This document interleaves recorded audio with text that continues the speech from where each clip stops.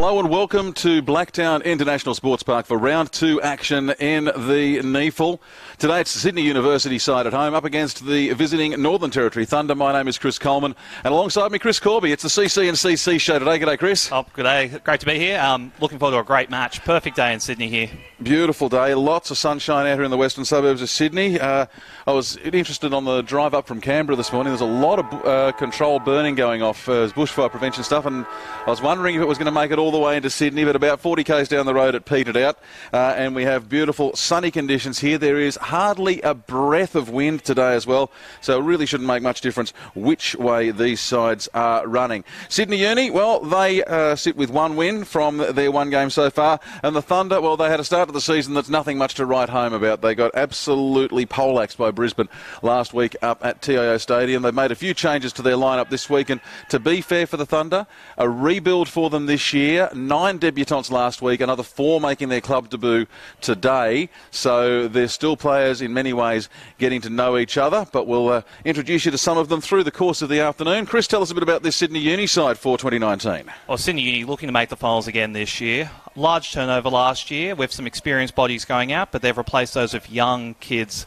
local kids as well. Yesterday at a function Sydney Uni held, they were saying 90% of their list is now Sydney born and bred, which is a fantastic stat with them. So Tom Morrison looking to go into a grand final this year, hopefully for the students, so we'll see how they go this afternoon. The Northern Territory Thunder carry their longest losing streak against any club in the NEAFL into this fixture. They haven't beaten Sydney Uni since the preliminary final of 2015, and that of course was up in TIO Stadium in Darwin as well. Conditions here, just to bring you up to speed on it, 23 degrees, heading for a top of 27, which will probably be at about full time in this fixture, and as I said, not really a breath of wind. Officially, there's the lightest of breezes at about 6 kilometres an hour, but I can't see any of the trees around this ground moving at all. I would say the home side for a number of reasons. They coming off a good win last week, and they're up against a side that's still getting to know each other. The home side would go into this afternoon's match as favourites. Oh, absolutely. Jake Veal, into the side this year from Sturt. Fantastic last week. Polled maximum MVP votes last week. He's a great addition for the students. So they'll be looking to get the ball out to him, deliver inside 50, and I expect to see a lot of goals for the students today, as well for the Thunder. And we mentioned for the Thunder a few players coming in. We should mention those players who are on their NEAFL debut, and we say congratulations to Brodie Carroll in 34, Dylan McLaughlin in 35, David Johnston in 39, and Jess Butterick. And Jess is making a debut after being named as an emergency during the week. So congratulations to Jess Butterick to make the debut for the NT Thunder this afternoon here at Blacktown International Sportspark. It should be an exciting and entertaining game, and got to say how much I love calling a game of footy. And I know there's been some conjecture in other grounds and other venues about the presence of the cricket pitch area, but for me it harks back to the old days when footy and cricket used to coexist peacefully on grounds. Oh, absolutely. Early season here at Blacktown in particular, the surface is immaculate. The centre wicket will play no issue today. Expect a fast game. And we're just waiting for the Thunder to get themselves sorted out here. Umpires for this afternoon, it'll be Sam Nipris to have the first bounce. That's him in the number 9 jersey. Dean Garraway in 18 and David Newell in umpire shirt number 8. So that's your umpiring crew for this afternoon. We're just a moment or two behind schedule here. That won't be a huge issue. Of course, a big day of NEAFL footy with games already underway in other parts of the country, and we'll give you some scores on those games during the course of the day. I might sneak in one now. Brisbane leading the Giants deep into the second quarter, 54-6, and Redlands and Canberra just underway up there in Queensland. So that's what's happening around the grounds at the moment, but we get underway here this afternoon, and well, that's not the best of bounces. That one's gone a long way away. Get that one out of the system early, Sam Nipris, and we'll have another crack with the ball being tossed up in the middle of Blacktown. Big men fly, and the tap comes out towards the grandstand side. Getting a hand on it was Jake Bartholomew's for Sydney, and the uni side go into attack straight away, but cutting it off is Ben Rioli. Trademark headgear for Rioli. Goes for the little hand pass. Pops it around the outside, finds anchors. So a couple of the veterans for the Thunder side combining early. Short ball, gets as far as Hanneth, and Hanneth finds a teammate. They send the ball into attack to the Thunder. Bit of push and shove. But the umpire says nothing wrong with it, so Uni rebound through Bartholomew's again. He's had a couple of possessions early, goes for the hand pass back. He's got a player on his outside, and we see Cooper Lee. Lee has it, and he's got time now. Can come around the grandstand side. Looks for Morrison. Morrison can't control the mark. Ball goes away towards the boundary line. Gone out for mine, gone out for the boundary umpires as well. It's a hot start here at Blacktown. Oh, absolutely. Very quick football early. The students probably had the better of it slightly early here, but still very early days. I expect to see a great contest still here. I love the look of these new NT Thunder jerseys, by the way, with the more prominent ochre colour on the back than what I've seen in previous years from them. Sydney Uni in their traditional blue and yellow colours. Bartholomew's gets the best of it off the ground after the ball in from the side. Attempted mark there from Sam Fong, but the ball gets away from him, and we'll get another throw in. Take place just in front of the interchange bench for the NT Thunder. 90 seconds gone. No score here at Blacktown. NEAFL round 2 action. Ball comes back into play. Ruckman jostle. Jack Hanneth grabs and goes. Puts the ball out in front of some teammates, but it's Goulden who wound up with it for the students, and I think it might have been Lee in at the bottom of the pack. Bit hard to tell because I can't see his head. Was indeed low Lee. Caught with the ball. Umpire says didn't have a chance to get rid of it, and the ball up will take place just adjacent to the corner of the centre square. Tagliabu gets the best in the ruck contest. Now the ball goes in path of Bailey Stewart. Lets it bounce, gets onto it. In fact, retrieves his own hand pass after Foster unable to control it. And the students back into attack. Stern, the man who's got it, taps it to his own advantage. Has another go. He's got Fong in support if he can use him. Gives it to that man now. Ball comes back. Shot comes from about 35 out. It's gone through the middle. No, it's been called behind. Behind, has it? Oh, they were all celebrating, and it's just clipped the post on the way through. It was Jake Veal who had the shot. So the first scoring shot for the day is a point to Sydney Uni, but it comes only as far as Tagliabu. He's a big man in the middle of the field. Probably not the smartest of moves to put one to try and put it over the top of his head. He puts the students back into attack. And this one, you would imagine a fairly easy shot. This one is really routine stuff for Sam Fong. He'll be kicking from maybe 45 out on a 5-degree angle. Shouldn't have too much trouble here, Chris. He shouldn't. Experienced bodies there with the two captains linking up for the midfield. Tagliabu, little chip over the top. Fong, strong hands there. You expect he'll kick this.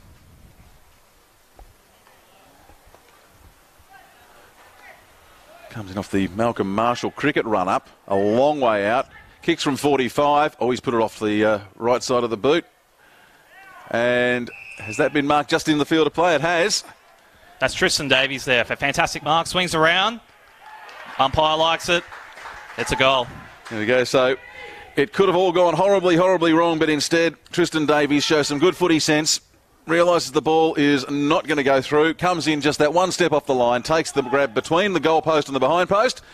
And the Sydney Uni side up by 7 with 4 minutes on the clock in this first quarter. Sydney Uni 1-1-7. NT Thunder yet to score here at Blacktown. Good start for the students. Oh, absolutely. Tristan Davies is going to play a vital role for them up forward today to give them some structure. Losing Jake Derricks at the end of last year to retirement. He's come straight in from the side from Sydney Uni's Premier Division side in the AFL Sydney League. Come in, he's a fantastic leap. He took plenty of speckies last year in AFL Sydney footy. He's showing his aerial prowess again today.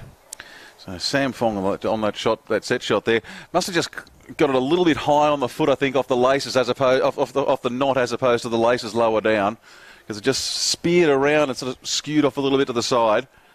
Early days, good signs for Sydney Uni. The Thunder, they're going to have to go hard at the ball all afternoon. I suspect also, going by the way, they've got 3 of their 5 bench players down in front of us warming up already, and the other 2 stretching. They're going to run plenty of changes this afternoon. The Thunder students get the best of the tap out. Running in the wrong direction, but now they turn it around very, very quickly, and the ball going back into the forward line. It's gone over everybody. Charging after it is Stern. Stern can't get there. It's in front of Fong. Keeps the ball in play. Puts the handpass into the path of Foster, but it's off hands and through for a point.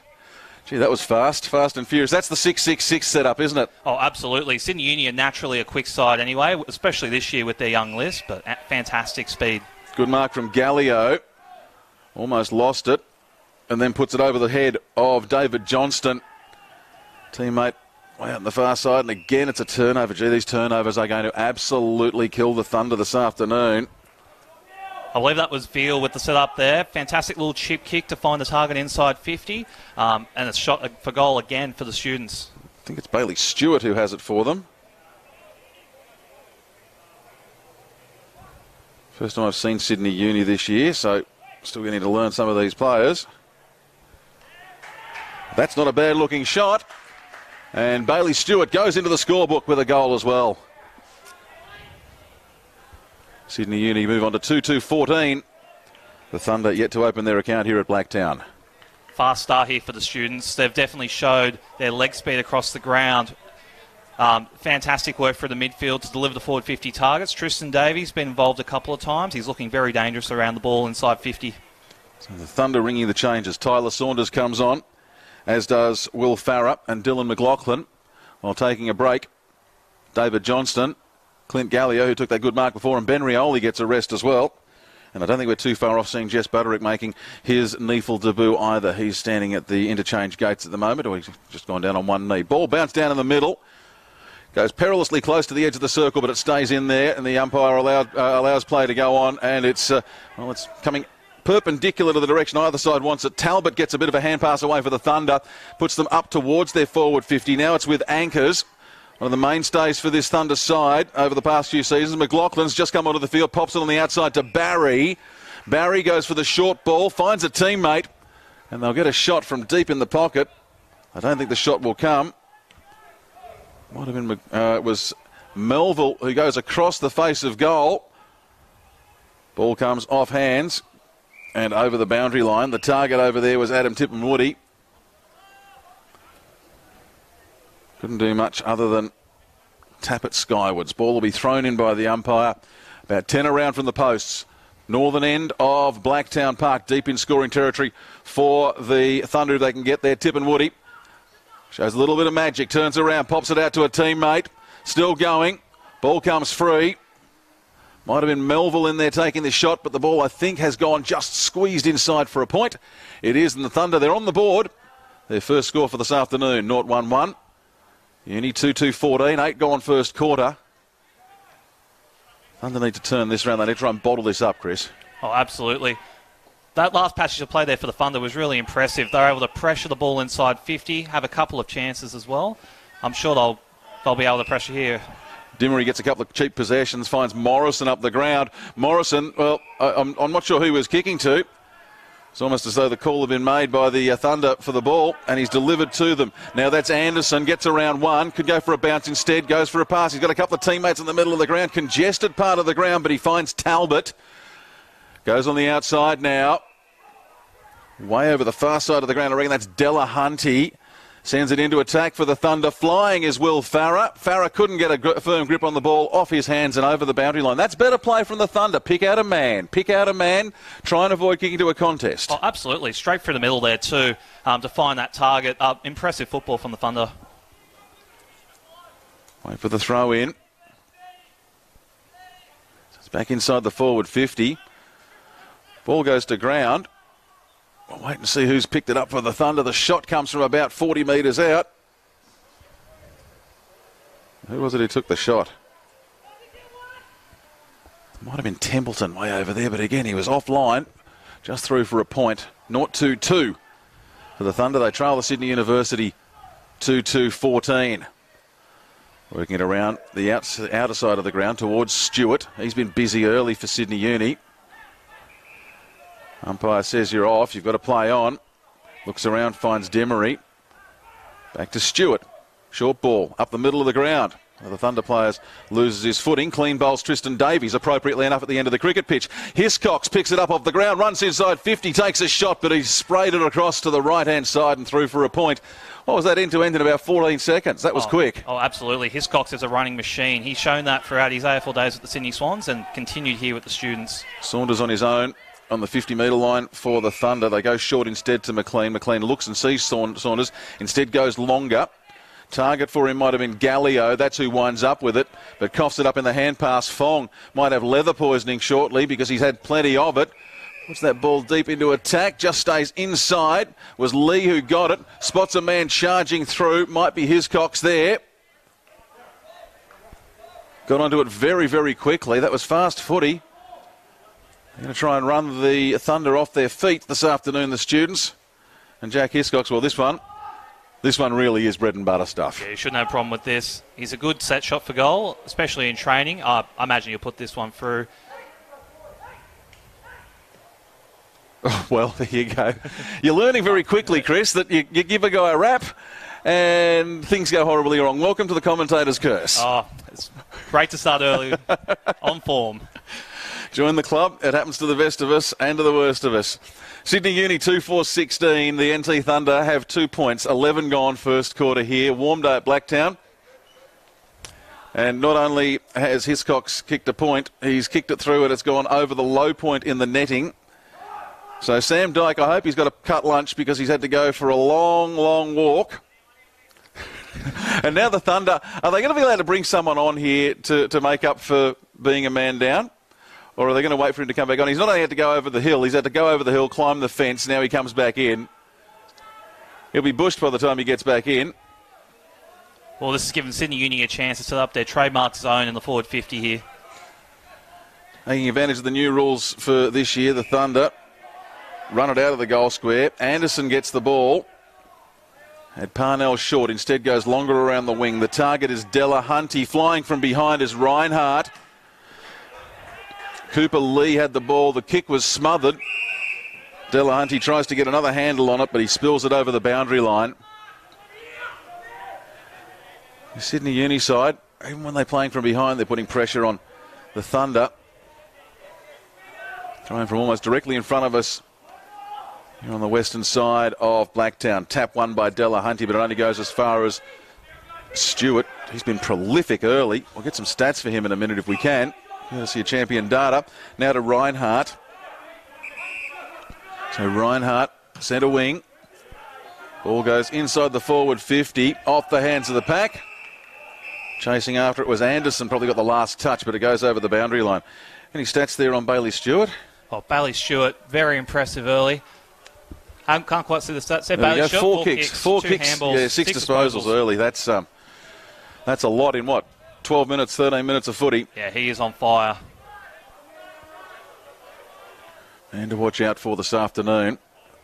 Someone that I'm sure the Thunder will be keeping an eye on and looking for a way to shut down when they get a chance for their coach Darren Reeves to have a chat with them at quarter time. The Thunder get it out of defence now. Ball bounces. First to it might be Melville for the Thunder. No. Picked up there by Michael Carroll. We've got two Carrolls out there this afternoon. Michael Carroll for Sydney Uni. Brodie Carroll for the NT Thunder. That was the Michael variety with the hand pass that goes over the boundary line. Another throw in. So the Thunder, well, they're working it around by degrees. Now on the attacking side of halfway for them. Hanneth with a kick forward, but it's cut off. Might be Goulden who's got it. It is. Umpire tells him to play on. He's got too many options, that's the problem. And in the end, decides to go all the way back to fullback. Couldn't have gone much further back. He did find Robertson up there. And now they rebound into the middle of the ground, but there's plenty of black and ochre jerseys there. That's the one worn by Saunders. Saunders puts the ball up into the forward 50, but a good defensive mark by Michael Carroll, about 15 out from his own goal. Good defence from the students. Short ball. Got players open on this grandstand side, and they come this way now with Dimmery. Dimmery, his kick smothered. Chasing in after it is Cole. You got them maybe marginally ahead of Brodie Carroll from the Thunder, and the students able to rebound now after a little bit of pinball football. They come around the outside now. Reinhardt, oh, he's been absolutely smashed after he's kicked it.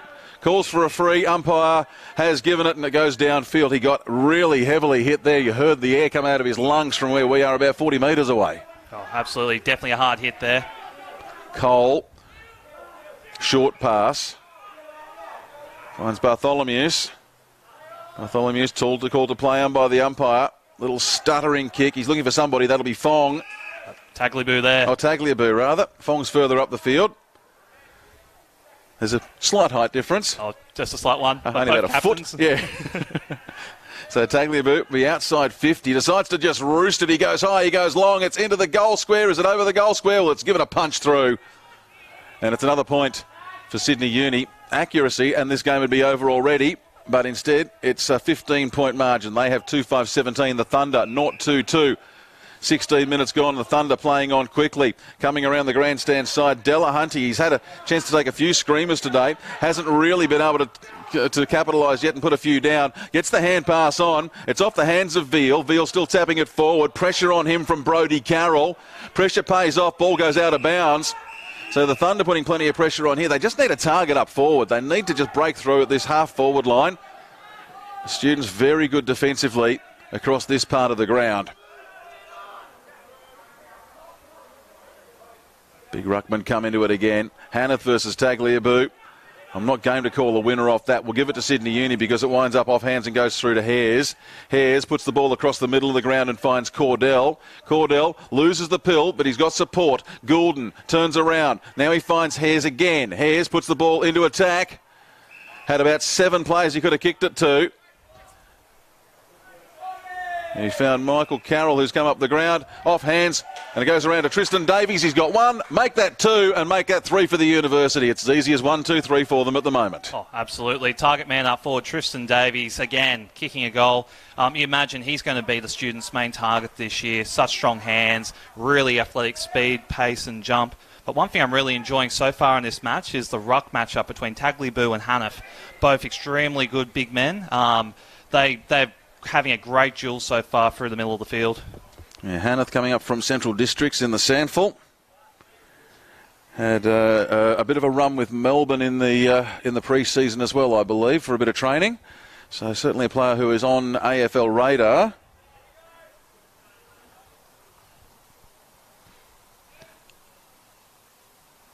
There we go. Was actually drafted. There we go in the pre-season draft back in 2012 by Fremantle, and played 20 games with the Dockers going back a few years, but then back to South Australia.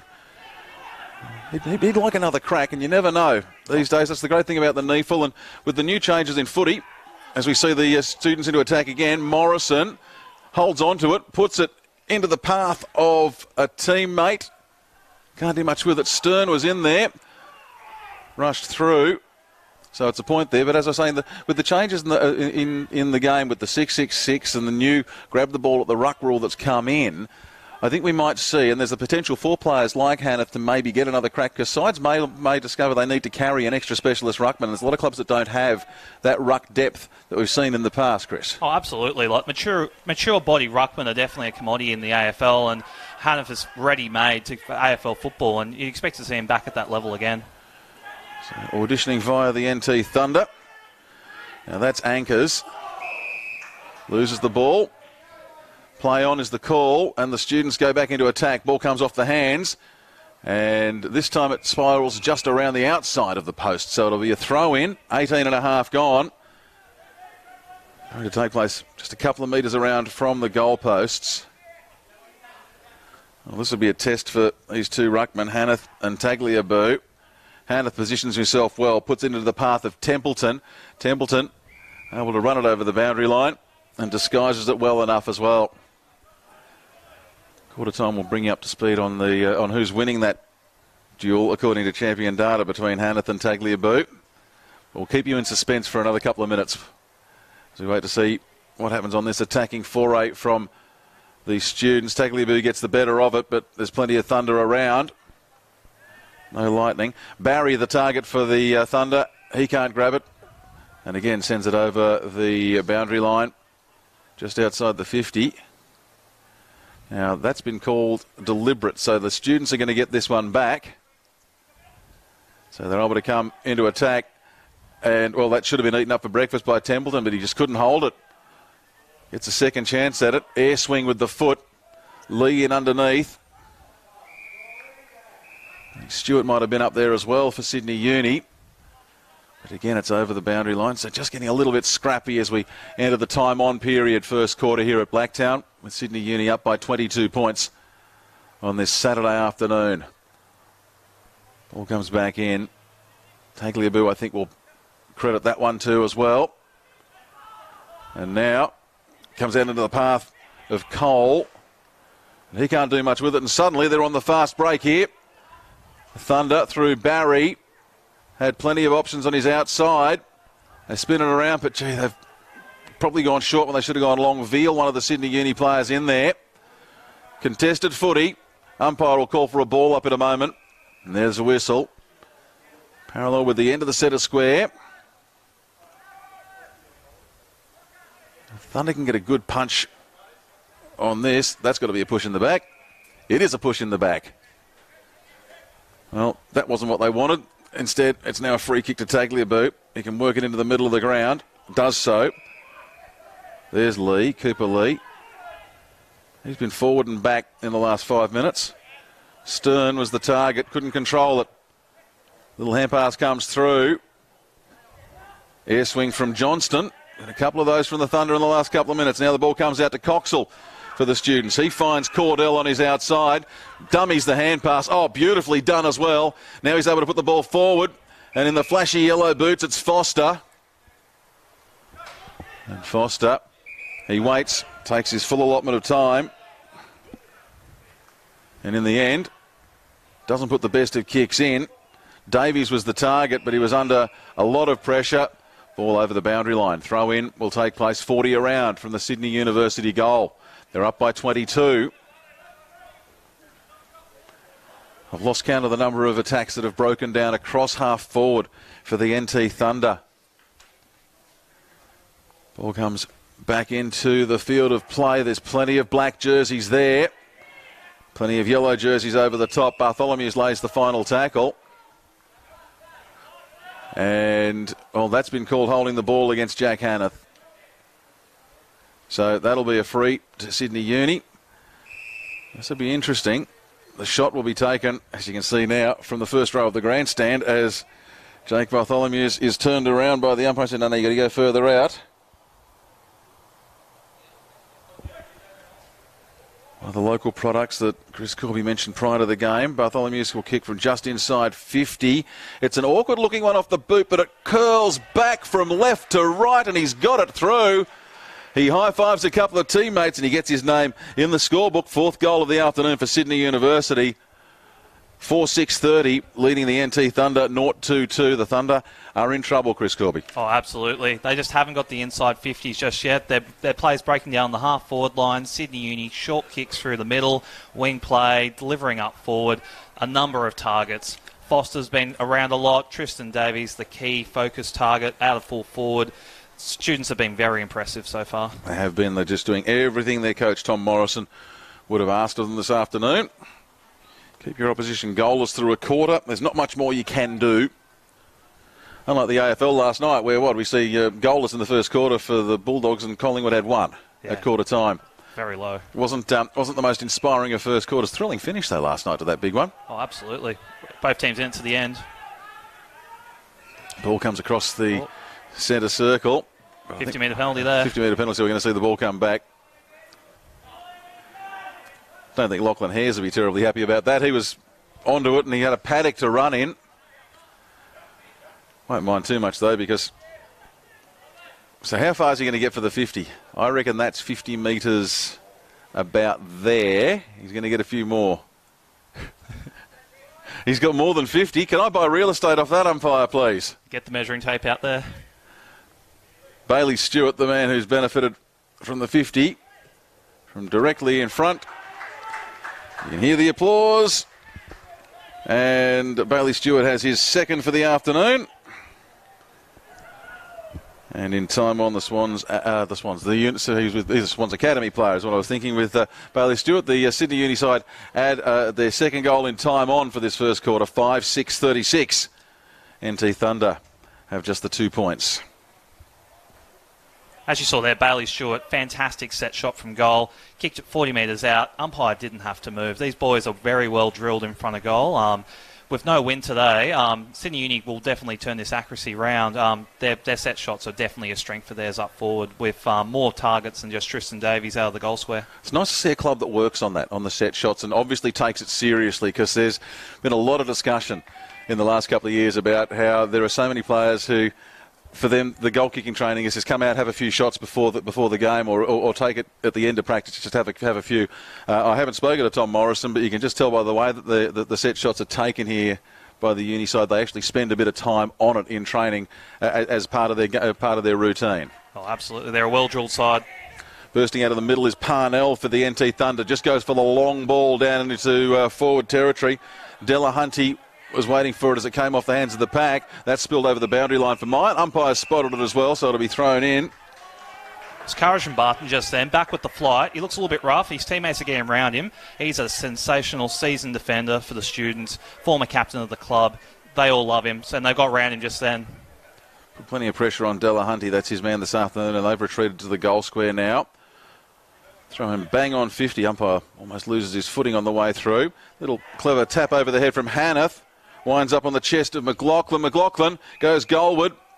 But again, the attack is cut off, this time right in the teeth of goal. Stern lays a tackle after he was unable to get the ball. Did well, but the Thunder, they're keeping plenty of pressure on over on that far side of the ground. Stern again. Now the ball comes back into the middle of the ground. Actually, Stowe goes up the wing, so ill-directed kick. Rioli, I think that might have been for the Thunder on the far side. He's been caught without the ball, so he's going to get the chance to return to rebound here. What are we at? 27 minutes just about. Umpire calls into play on, and again they come into attack, but there just seems to be blue and yellow everywhere. Oh, strong contested grab right there. Students defend in numbers, and again, they're breaking down these attacks at the half-forward line. And Will Sierakowski on his own. He's still on his own over on this side of the ground. But the students would need to hang on to it. Parnell, I think that was, who put the ball, or tried to put the ball into attack, but I think he'd actually run it over the boundary line. Just in front of that I Love Blacktown sign. All comes back into play. Hanneth does the ruck work this time against Reinhardt. And the Thunder get the better of it. They're into attack. Should have gone for the grab probably much more ferociously. A little bit too much pressure on him. That's good defence there. That was good work from Dylan Barry to grab, I think it was Hiscox it was. Hiscox over the line, force him out, get the throw in. It's still Hanneth, and yeah, he's got, is it Reinhardt again? The height difference there should put it all Hanneth's way. It does. Now it's into the path of Anchors. Anchors lobs it forward, but it's 2-on-1, and University come away with it through Robertson. Robertson now into the path of Hiscox. Can't get it on the first attempt. Still going. Pressured out of the contest by Farah, though, for the Thunder. They might have one last chance to get a major, but again, there's 4 Sydney Uni players on one Thunder player up this end of the ground. They can raffle it off. They give it to Goulden. Goulden comes around, finds Stewart. Stewart, he's got 2 goals, and now he's on the half-back line. Demery, he's had plenty of it today. Barton now finds Hiscox. Comes back to Hiscox, and he's brought to ground by Rioli. Players calling for ball. Umpire says that is ball. Rioli will get a shot. Fantastic pressure from Rioli there. Run him down. Hiscox, the running machine, didn't see it coming. Just got mowed down. Rioli set shot from goal. 45 metres out. Silent assassin there just came in quietly. Hiscox was on his second possession in that little play. Just didn't seem to have anyone to go for. This will be a much needed goal late in this first quarter for Ben Rioli. 40 out, directly in front. Didn't lean back much on the kick, and he's hit the post. That's unfortunate for the Thunder, unfortunate for Rioli. But for Sydney University, they maintain a 5-goal break. 5.5 they are up. 5-6-36 to 0-3-3. 30-minute mark approaching here at Blacktown. Warm day. Both sides will appreciate time on. How far is he going to run here? That seemed to be a little bit more than 15 for mine. Ball goes around the outer side, off hands. Sydney looking to go coast to coast in the dying stages of this first quarter. Plenty of targets up forward for them. Coxall takes it on 50. He's got Reinhardt in short. Instead goes long, finds Foster.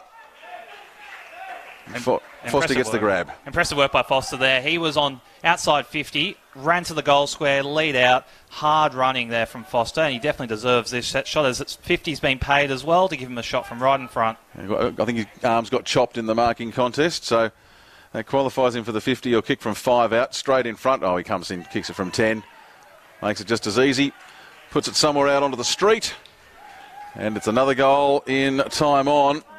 So Foster gets his name in the scorebook. He has won, the 4th goal scorer for Sydney University. They go to 6-6-42. The NT Thunder have just the 3 points here. Shows again how quickly, especially with this play-on rule from after a behind, how quickly you can get the ball from end to end. Oh, definitely. Sydney Uni showing their pace from end to end with this play-on rule. Able to quickly play on out of fullback there, and then... It did get a few extra metres at that other end with the run out, just a few. Oh, definitely did, but we won't mention that one. No. I know the umpires are the umpires' advisors in the next room and can probably hear us. We might need to hire some protection. We'll just hide. Is there another way out of here? No, we're trapped. Okay, it's a one-way exit. All right. 31 and a bit gone here. Sydney Uni 6-6-42. The NT Thunder have the 3 points, and we're waiting for the ball to come back in. There is another one down at that end, that southern end. Yeah, the ball net's down that end. They catch most of it, but it goes over the top of the hill there, and it can be a little bit of a trek to retrieve it. Yeah, there was another ball up there. It was over the fence before. I saw it when who was it who had to go for the walk on the long walk? Oh, Sam Dyke it was who had to go for the long walk before. I'm sure he found there was another one that's down there behind the fence. Anyway, we're back underway, and again it's the Sydney Uni side into attack. Long ball from Cordell. Rioli doing his bit to inspire his teammates. And that's a little bit of magic from Rioli. You'd expect it with that name. We've seen it plenty of times before. Now Wheatra hand passes over his head, but it's only as far as Bartholomew's for the Sydney Uni side. Comes back to him now. That looked like a throw. Umpire says it was. Play onto advantage.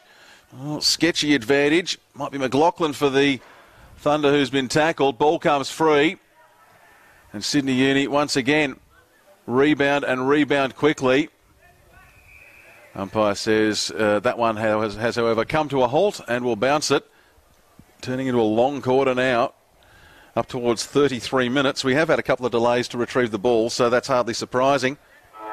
As the siren sounds to end this first quarter, and it has been all blue and yellow. Sydney University, 6-6-42. The NT Thunder have just the 3 points here at Blacktown in the first quarter. 2 goals to Bailey Stewart and 2 goals to Tristan Davies. The highlights there. Quick check of those ruck stats. How's the ruck panned out here this afternoon, Chris? Well, ruck battle has been fantastic. Both ruckmen showing that they've really seasoned ruckmen. We've got 10-8 to the Thunder in terms of hit-outs there. Tagliabue 5 disposals as well. He's been fantastic around the ground for a big man as well. Been finding plenty of the ball. In fact, it just changes, just updates there, 10-9. So that last one, putting it almost in parity. It's been one of the highlights here this afternoon. Plenty more of that to come. The NT Thunder, they need to find a way to regroup. They need to find a way to get the ball more reliably through half forward. For Sydney Uni, they won't want to be changing too much here this afternoon. They're doing it quite comfortably. But quarter time here at Blacktown, it's Sydney Uni 6-6-42. The Thunder, 0-3-3 on NEAFL TV.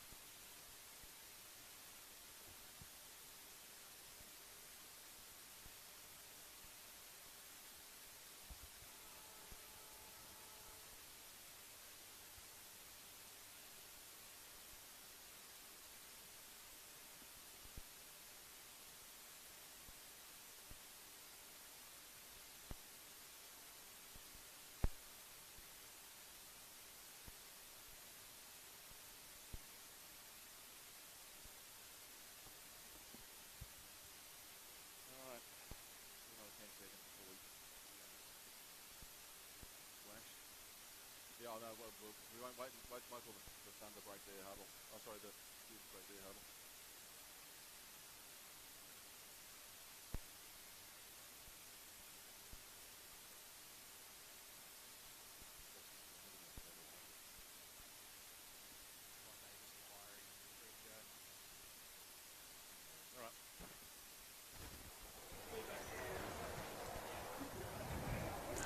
The huddles break up and the players make their way back out for the second quarter here at Blacktown this afternoon. Sydney Uni will be going to the left of your screen in this quarter, to the northern end. The Thunder obviously to the right, to the southern end.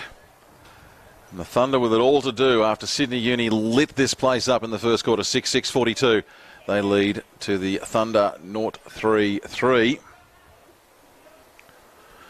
What's the more important part of this game for the Thunder at this stage, Chris Corby? Is it to try and put something on the board, or is it to shut down Sydney Uni? I think trying to do both at once, you're asking too much. So which one do you do? Do you try and shut down the opposition first and then add some points, or do you just try and say, right, well, if they're going to keep shooting, we're going to start shooting? What do you reckon? I think the first part of it is they're going to win the midfield battle. They're being monstered in the midfield right now. Bartholomeus, 11 disposals so far to quarter time. Veal, 10. Stewart, 8. The midfield for Sydney Uni's on top. They've got to shut that down. Well, they've won one out of the middle there. It was courtesy of Abe Anchors. Now the ball comes around the outside. It's with Tip and Woody. Tip and Woody with the snap, but it spirals away off the outside of the boot and goes through for yet another point for the NT Thunder. So they're yet to find the goals this afternoon. They've had a couple of good excuses for it, but so far unsuccessful. They move on to 0-4-4. Tip and Woody can kick on both feet. He's shown so repeatedly in local footy. Just there, had plenty of time and space, went for a check side. Not sure if that was the right move. Well, in the middle of the ground for the Sydney Uni side, and this is this midfield battle you're talking about. They've just got pace and positioning at the moment. Nobody at home for them at half forward. Ball spills over the boundary line off the chest of Sam Dyke for the NT Thunder. So the ball will come back into play via the umpire.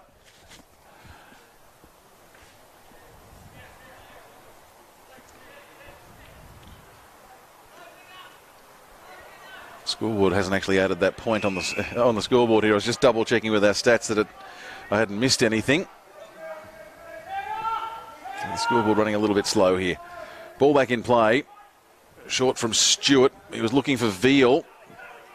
Just over the top of that man. Picking it up off the ground was Anderson for the Thunder.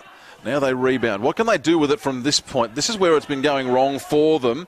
It was Delahunty. Puts it into the path of Tip and Woody. He flies and can't take the mark. Goes to ground. Butterick tries to salvage something for them. The ball is rebounded, though, by the Sydney Uni side, but only to the centre wing position.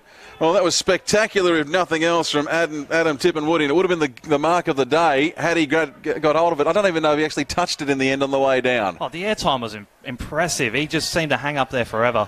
In addition to the frequent flyer points for coming down from Darwin, he's picked up a few extras out here in the western suburbs of Sydney. The airport isn't open here yet. It's not even built, but he was flying this afternoon. Hanath wins the ruck battle, but again, it's all blue and yellow in the Sydney Uni side. Back into attack through Cole. He's got time to wait. Picks up a teammate running around his outside, and that was Sierakowski. Sierakowski's ball is punched into the path then of Reinhardt. Reinhardt, short ball, but a good grab. And now they're going to go quick here, and it's all going to come undone for the Thunder. Was that Nick Yarron? It was on the burst there, but just didn't control the bounce. Yeah. Lost it over the boundary. Took the mark, decided to play on. Probably the better play there. Hold up a little bit, but with that, he showed his commitment and pace down the wing there. Just couldn't control the bounce. Ball goes over the ruck battle. Goes to ground. Coming into it is Anchors. And he gets it as far as Sierakowski. Sierakowski puts the ball into the hot spot. Contested footy. Off the pack, it's taken by Cole. Snaps it over his left shoulder and it bounces through for a point. First score for Sydney Uni this quarter. They go into 6-7-43. NT Thunder 0-4-4. Scoreboard's caught up. And the ball is in the hands of Joe Anderson for the Thunder. They work it around the outside now. A couple of short balls. Pass from Templeton to the big man in Hanath. Who's he got? He's got Butterick in short. Goes longer than that, probably towards Farah. In fact, it goes over Farah and comes back to him now. Farah ridden into the ground. Didn't have any opportunity really to get rid of that. Good tackle laid on him by Bailey Stewart. Stewart's been close to the best for mine for Sydney, and he's got 2 goals. And he's done plenty in defence as well. So keeping himself busy. Ball back in the air from the umpire. The 2 ruckmen in an ugly, ugly dance. Neither of them get it. Sydney Uni clear it. Waiting for underneath is Foster, but it's taken out of the air by Wictra for the Thunder. And the Thunder calling for 50 off the bench. Few of their fans calling for 50 as well. No 50 forthcoming. Ball just up to the 50-metre line. Stewart for Sydney Uni. It bounces around. Barton has it. We've got a free. It was the 2 big men going toe-to-toe. And it's Tagliabue will wind up with the free kick. He doesn't look terribly thrilled about the prospect either. Goes down the line with the left foot, slightly ungainly looking. Contest off the hands. Probably Farah got the best of it. Bottom of the pack though, as Farah follows up his punch on with an over-the-top tackle. It was Foster who was in there underneath. We get another ball up. Tagliabue and Hanneth. Hanneth gets that one. Stewart in again for Sydney Uni. He's grabbed by Staunton. And he's been pinged for holding. So the umpire says that time he had a chance to get rid of it. So Staunton has it. On the wing. He waits. Looks up forward. He's got the big target in Hanneth and actually manages to clear him. Winds up with Michael Carroll. And the Uni, well, they look like they're going to swap sides and go over the outer side of the ground. They do indeed. Fong now waiting for Bartholomew's. Has it in the middle of the ground. Could go for a bounce. Instead goes for a little chip over the top. Almost as though it was called for. As the Thunder will rebound from the middle of the ground via Templeton. Building well here. Outside 50. Loops it in. Come back in. Waiting underneath it. Tippenwoody. Can't get there. Juggling it is Goulden. Ball comes off hands. There's a bit of time here if McLean can get a handle on it. He gets it on the second attempt, but and he's managed to curve it back in. I thought he'd put it out to the side, but it's curled back in and around. And they get a major. Happy times for Braden McLean. First goal of the afternoon for the Thunder. Good play there for the Northern Territory Thunder. A little bit more structure to their forward line there. And they were able to snap that second chance off the pack. Brilliant goal. Composure too, because it came to McLean was hot potato. He got it. Nearly lost it, but recovered his balance before he kicked it. Was still a little bit wobbly over to the left, but it came back around into the right, over the goal umpire's hat, and 7 minutes into the second quarter, we've got a goal. Gee, that 7 minutes has flown. 7 minutes in, and the Thunder, well, they pulled one back. That's the thing. Every comeback starts, you've got to just chip away and chip away. I do a lot of baseball commentary in summer, and you see teams getting 5 or 6 runs ahead, and then teams will come back. You don't try and get all those 5 and 6 in one inning. It's the same when you're 6 goals down in footy. You don't try and get the 6 goals in one quarter. You've got to work at it. And now they're working at it again, the Thunder side. But again, only as far as their half-forward line. So the ball is now in contest. Out on the grandstand side of Blacktown, in front of Stern. He's still going. Now he's got help from Stewart. But plenty of Thunder jerseys. They go a couple of little handballs. And there was Templeton, also McLean, so it was 18 and 19. No number 20, though, for Thunder, so they run out of numbers. Literally and figuratively. Demery puts the ball into attack now for the Sydney Uni side. 3-on-1. Ball comes out of the pack. It's with Brodie Carroll. He's on the ground. Might get called for holding here. Umpire says no, he didn't have prior opportunity, so it'll be a ball up right on the 50-metre arc. This is crucial time here for the Thunder. They really don't want Sydney Uni to strike straight back. Anderson comes in, can't control it. Breaking through the pack is Morrison. Morrison puts one in the air. Stern has it, wasn't 15. And now, that might have been Foster nearly losing his head because Saunders... Nothing malicious in it, it was just ill-directed. And Foster was going down, Saunders was coming up, and arm connected just a little bit too high. So the umpire has no option but to give Foster the free kick. It shouldn't be too hard for him. I We've been raving about their accuracy from set shots before, Chris Corby. I've learnt my lesson. I won't put the knock on them. But Harry Morrison, the ball there, extracted the ball, delivery to Foster as well. Takes the shot. Leans back plenty, puts it through over the hat of the umpire, and the margin has been restored. Sydney Uni move on to 7-7-49. The NT Thunder 1-4-10. Nick Foster has 2 for this afternoon.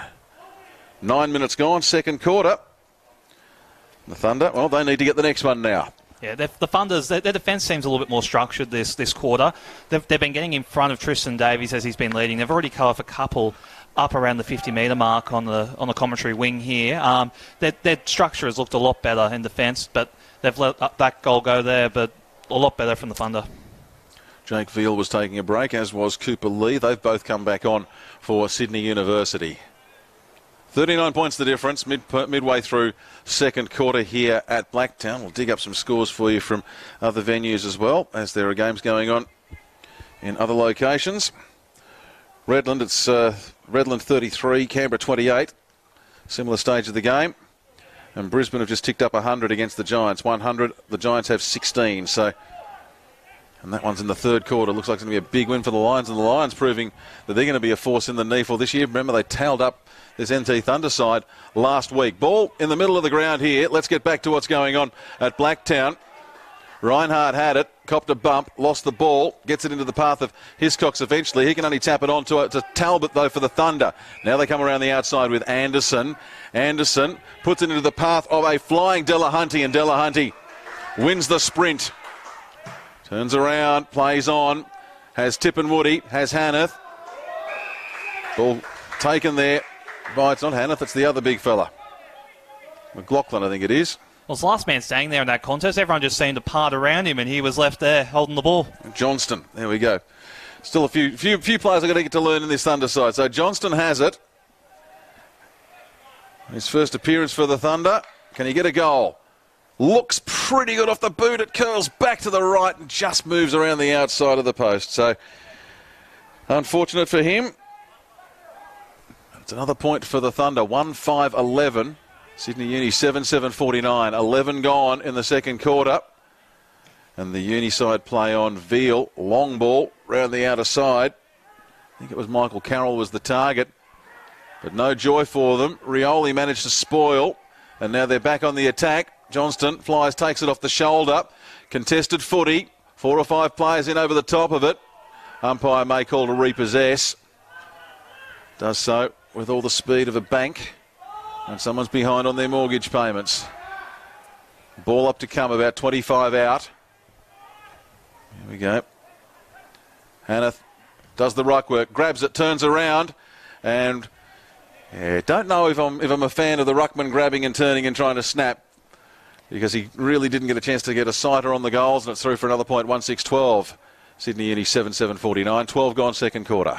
Yeah, definitely a ruckman kick there at goal. But they've got an opportunity here to build again and lock it in as Barton takes the mark. It's reminiscent of Harry Madden back in the day. Oh, very much so. Ball coming around.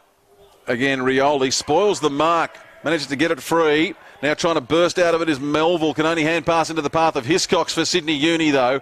Back into the middle of the ground they go. Right in the centre circle, it was Stern. Now they're on the burst again. Oh, waiting for it. Oh, there, I thought it was going to go to Fong, but he's been called up by a teammate. That's Tristan Davies right there. Fantastic down low. Not only can he mark it up high, he's very good at ground level, and he shows it again there. So Davies, he called Fong off because Fong was ready for it, but Davies was coming towards it. 50's been paid there. Oh, gee, that'll make it. You can't give away 50s, not inside the 50-metre. That's just going to hurt. Yeah. That turns what was a likely goal into a near certainty. Comes in from the top of the square, kicks it from 7 metres out into the bottom of the cherry picker. And it's 8-7-55 now for Sydney Uni. 3 goals for Tristan Davies, and it's not even half time. And the Thunder, they're in a world of pain here in Western Sydney. Not just because it's a warm day here. They'd be used to the warm weather, though, but they're in a world of pain here. They trail by 43 points. as the resistance they put up to start this second quarter starts to crumble. Just a little bit of ill-discipline there, I think, from the Thunder. You're behind by a few goals. You need all parts to work well to try and come back here at a very hard-running Sydney Uni midfield, and gifting them a goal like that is something the coach should be very upset with. You just can't give... when you're up against a really classy side, one of the more fancied sides in the NEAFL competition this year, it's going to be a struggle for you. That's the second goal we've seen, or the second really easy 50 we've seen given to the Sydney Uni side this afternoon. So that's blown what would have been a 5-goal margin out to 7 goals. Anyway, ball back in the middle, 14 minutes gone. David Newell bounces it, good bounce. Hanneth waits for it. Contested back in the middle, off the hands. Oh, there's courage there, I'm not sure who it was. They've got it down towards Abe Ankers. He takes the shot. It was Jess Butterick on debut, I think it was, who burst through the middle with the ball, ran over the top of a Sydney Uni teammate. Abe Ankers rushed his shot a little bit. Another point for the Thunder. Very classy movement inside 50 there. Probably just need to lower the eyes, find a target. Not necessarily that there was one on, but blazing away there did look a little bit ordinary after a fantastic run there. Yeah, take the extra couple of steps. They're undoing a lot of good work here. I guess that's the pressure that Sydney Uni's putting on them to make these decisions, to play on in those situations, because the Thunder are good enough. They know they've got to take their time. Uni have got it. It'll be the long ball, I would imagine, from Goulden. No, he's got a call from Stewart. So still inside defensive 50. Could have stayed there with Hares. Instead, they'll work it back around, switch the side. So it's Goulden again. He's got Michael Carroll right on the 50-metre arc. Really looks like he hasn't got too many other options at the moment. Bombs it long instead in towards Reinhardt. Anderson probably got better of it for the Thunder. Now it falls to Delahunty. Delahunty around the outside to Gallio. Gallio looks for the hot spot. Tippin Wooden can't get there.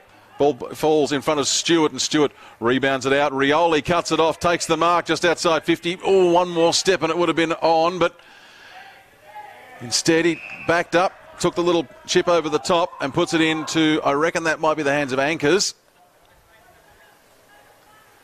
Good inside 50 there from the NT Thunder.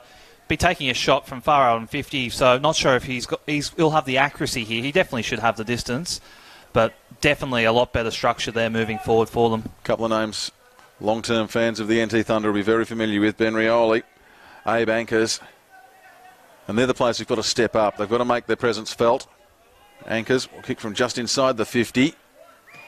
That's a pretty good looking kick. The goal umpire moves across and it's just clipped the post on the way through. Is there a magnet in those posts this afternoon? We've sent a couple into the posts, and that's another one. 1-8-14 for the Thunder. How different could this be if they put a couple of those through? Instead, they're 41 points adrift of Sydney Uni, who have 8-7-55. Well, scoreboard pressure definitely does win games, and 8 behinds, they'd be very disappointed. 4 of those could have very easily have been goals in good situations. Tagliabue takes the mark there. The ruck battle's been very impressive so far. Tagliabue with 12 hit-outs so far. Very good.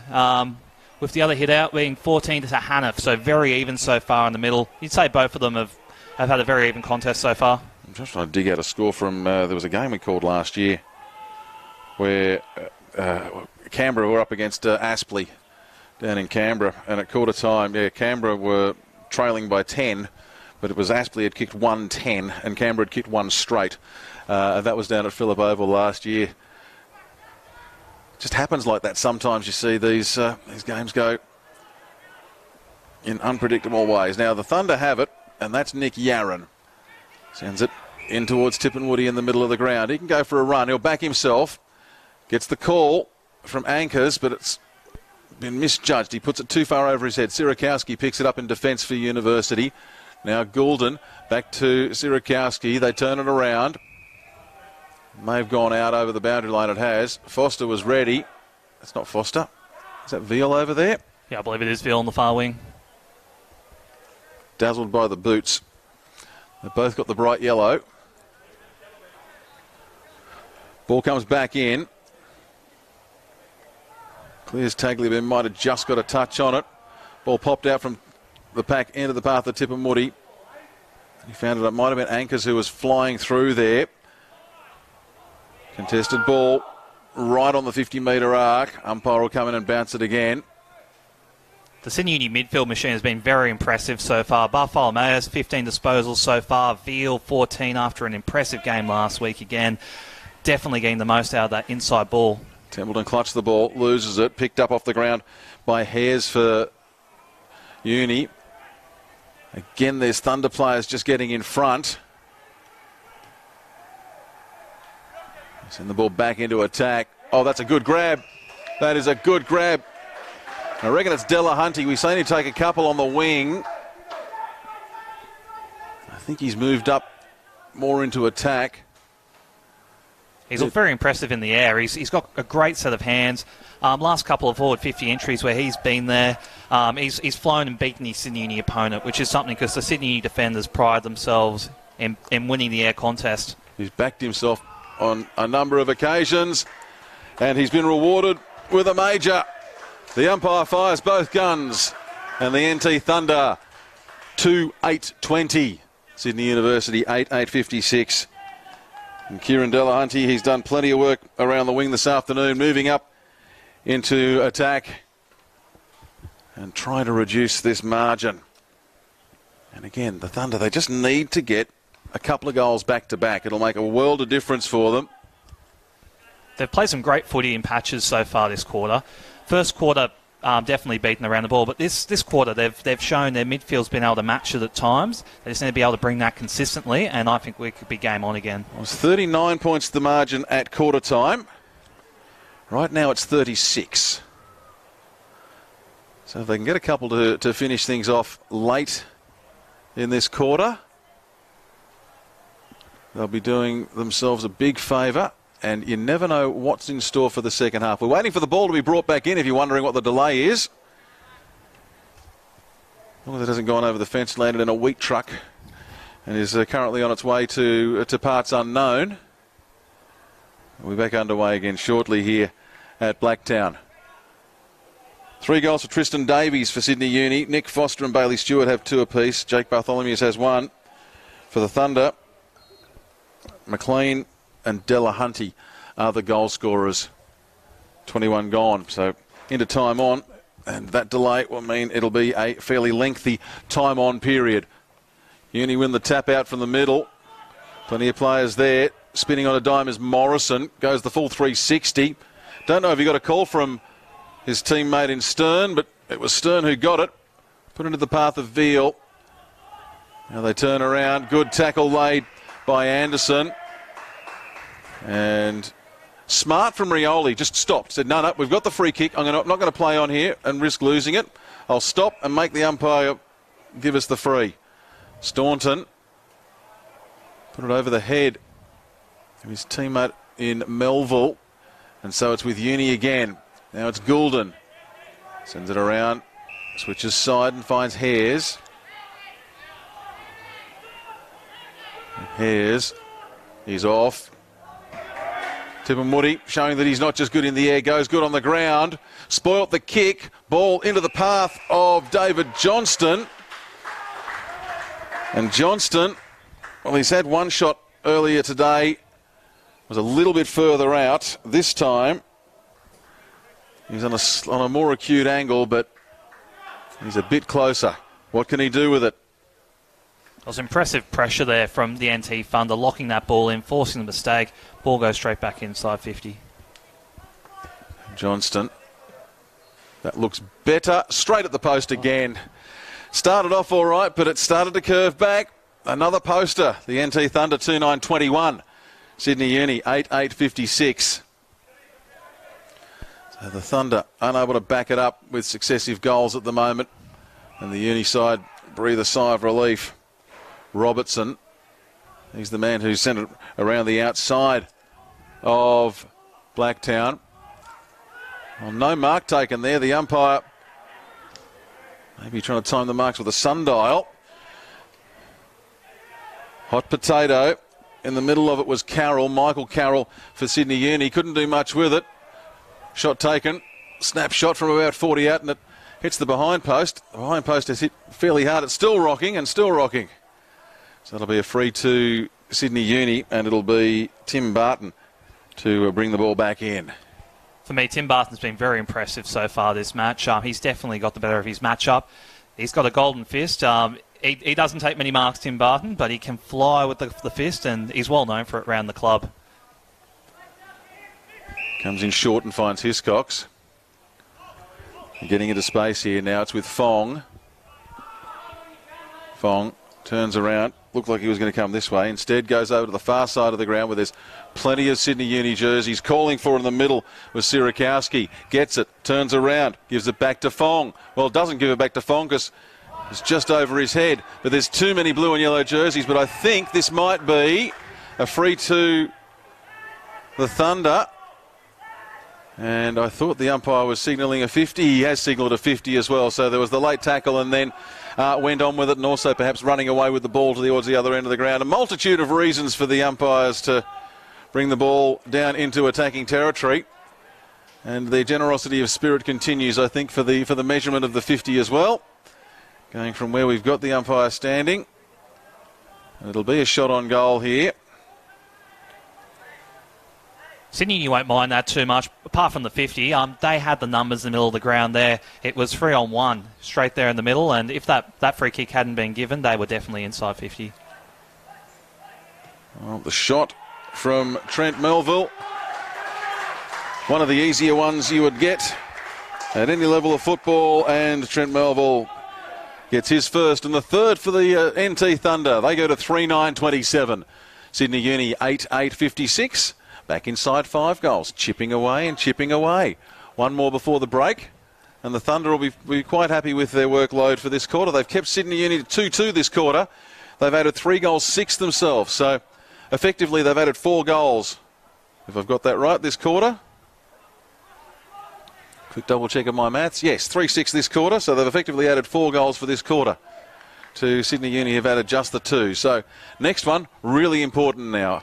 Oh, absolutely. Sydney Uni's defence has to lift here. They're being invaded on the regular. Just then, NT Thunder pressure inside their own forward 50. Able to come up with a few goals here. Just seeing Lachlan Kilpatrick out there for Sydney Uni. I don't think we've called him so far this afternoon, so that'll be a change for him. Kilpatrick, the 2 disposals for the afternoon, which is the lowest for Sydney Uni. So hardly spotted. Secondary ball up. Shrugging off the tackle is Morrison. He's been impressive this quarter. Puts the ball into the path, however, of Tyler Saunders for the Thunder. Now it's with Rioli. Oh, look at the class. Just turns around, goes a little shimmy, the little bounce, and shouldn't have talked him up. Now it's with Stewart as he's cut this one off. And Sydney Uni suddenly a chance to get one back. Smart play by McLean. Realised the ball was not going anywhere in favour of the Sydney Uni side. Puts it in path of a teammate. Now, can they get on the burst? They've got Staunton in the middle. Instead, they continue to work around the far side of the ground. The Thunder tapping it forward. But again, it's only with the Uni. Michael Carroll did the key bit of work. Now waiting for it in towards the centre is Barton. And he has it centre half back. They come across to the grandstand side. It was Cordell, I think. Now with Cole. Edward Cole on the wing. Could have kicked to a man on his own. Instead kicked to Fong, who did well to effectively shut Rioli out of the contest. It's been a 50-minute penalty just there. Run across the mark. Rioli's not happy. He's really unhappy about that decision. But it was there. Fong, typically a midfielder, played a lot of time forward this game so far. Potentially filling a role that Bonnie used to fill up there for the students. Bonnie retiring last year. Goal sneak. And there's the easiest of goals in the end for Fong. He's first for the day. And he's now the 6th goal scorer this afternoon for Sydney Uni. They go to 9-8-62. The Thunder 3-9-27. Goulden for the students so far has been very impressive through the middle of the ground with 16 disposals. It comes from a very talented football family, Goulden, and he's showing his class today. So 28-19 on the clock. We've got a ball in the middle. We do have a ball in the middle. water carriers are earning their money today. And they're out there in numbers. 1, 2, 3, 4, 5, 6. I count at least 7 of them were out there on the ground. Playback underway now through Bartholomew's. Quickly sending the ball up towards Wheatra, who flies and takes a good grab for the Thunder at centre half back. He can bring it around the outside. Has Butterick. Instead goes longer. Bit of a wrestle there. Good work from Cordell. But I think he's going to be called for holding. He is. He's pushed. No, the umpire is going to ball it up, is he? Yeah, I believe he may have made an incorrect decision there, and he's decided to ball it up. Oh, there was a bit of a hold in there, but I think they were both holding each other. Good call. Ball up. Won by Hannah. Puts it down to Templeton. Templeton, that's going to go out on the full by quite some margin. And almost impaling himself on the fence is Will Farrer. He was doing everything to try and keep that in play. But it was always going to be a bridge too far. Veal with the ball here. Kilpatrick to Veal, and now short ball. That might be Stern in the middle. They come back around. Kilpatrick again, so he was quiet earlier, but he's got 2 possessions in the space of a minute. Although he's put that one into the path of Delahunty. Delahunty hand passes, tries to get himself free from Reinhardt. Can't do anything. Over the top of it is Hannah, the big man. Well, there you go. There's something you don't see every day. A man who's nearly 7 feet tall, tackled high. And he didn't like the attention much either. Now we've got players coming in from everywhere. Hot day, hot tempers. And a 50-metre penalty to boot. So Hannah, well, he might kick like a ruckman. How far is he going to go? As Sirakowski is being told by the umpire, you're the man on the mark and you've got to stay with me, stay with me. Won't be a gimme. And now Sirakowski slinks off, exit stage left. And Jack Hanneth. Set shot from the big man. Not bad off the boot, but it drifts again across to the right. And it's through for yet another behind for the NT Thunder. 3-10-28. They're 34 points adrift of Sydney Uni. 9-8-62. We're past the half-hour mark. Half-time can't come soon enough for some of these players. There's a few players out there really sucking in the big ones now on a warm day at Blacktown. Long ball flies to Wheatra. He's got screaming for it in the middle was Templeton. He goes for a longer blade. Tippenwoody was the man who flew for it. Staunton was at the ground level. But the siren sounds at 31 minutes and 16 seconds. And after a 39-point break at quarter time, it's been whittled away just a little. 34 points the margin here at the long break. Sydney Uni, they are on 9-8-62. The NT Thunder 3-10-28. Well, Chris Corby, have a quick look at some of those stats. Who can you pick out from there off the champion data stats sheet for us before we take our break at half time? Bartholomeus for Sydney Uni has been impressive. 17 disposals. A lot of them handball. He's been feeding them out. Goulden, 16 disposals. Veal played a fantastic game last week, polling maximum MVP votes with 16. For the NT Thunder, McLean's been good. He's had 13 touches so far, 10 kicks. So he's been going by foot a lot. Anchors with 11. And it's really been a tale of two midfields here. The NT Thunder have performed a lot better this quarter and scored a few goals, but their accuracy has just cost them.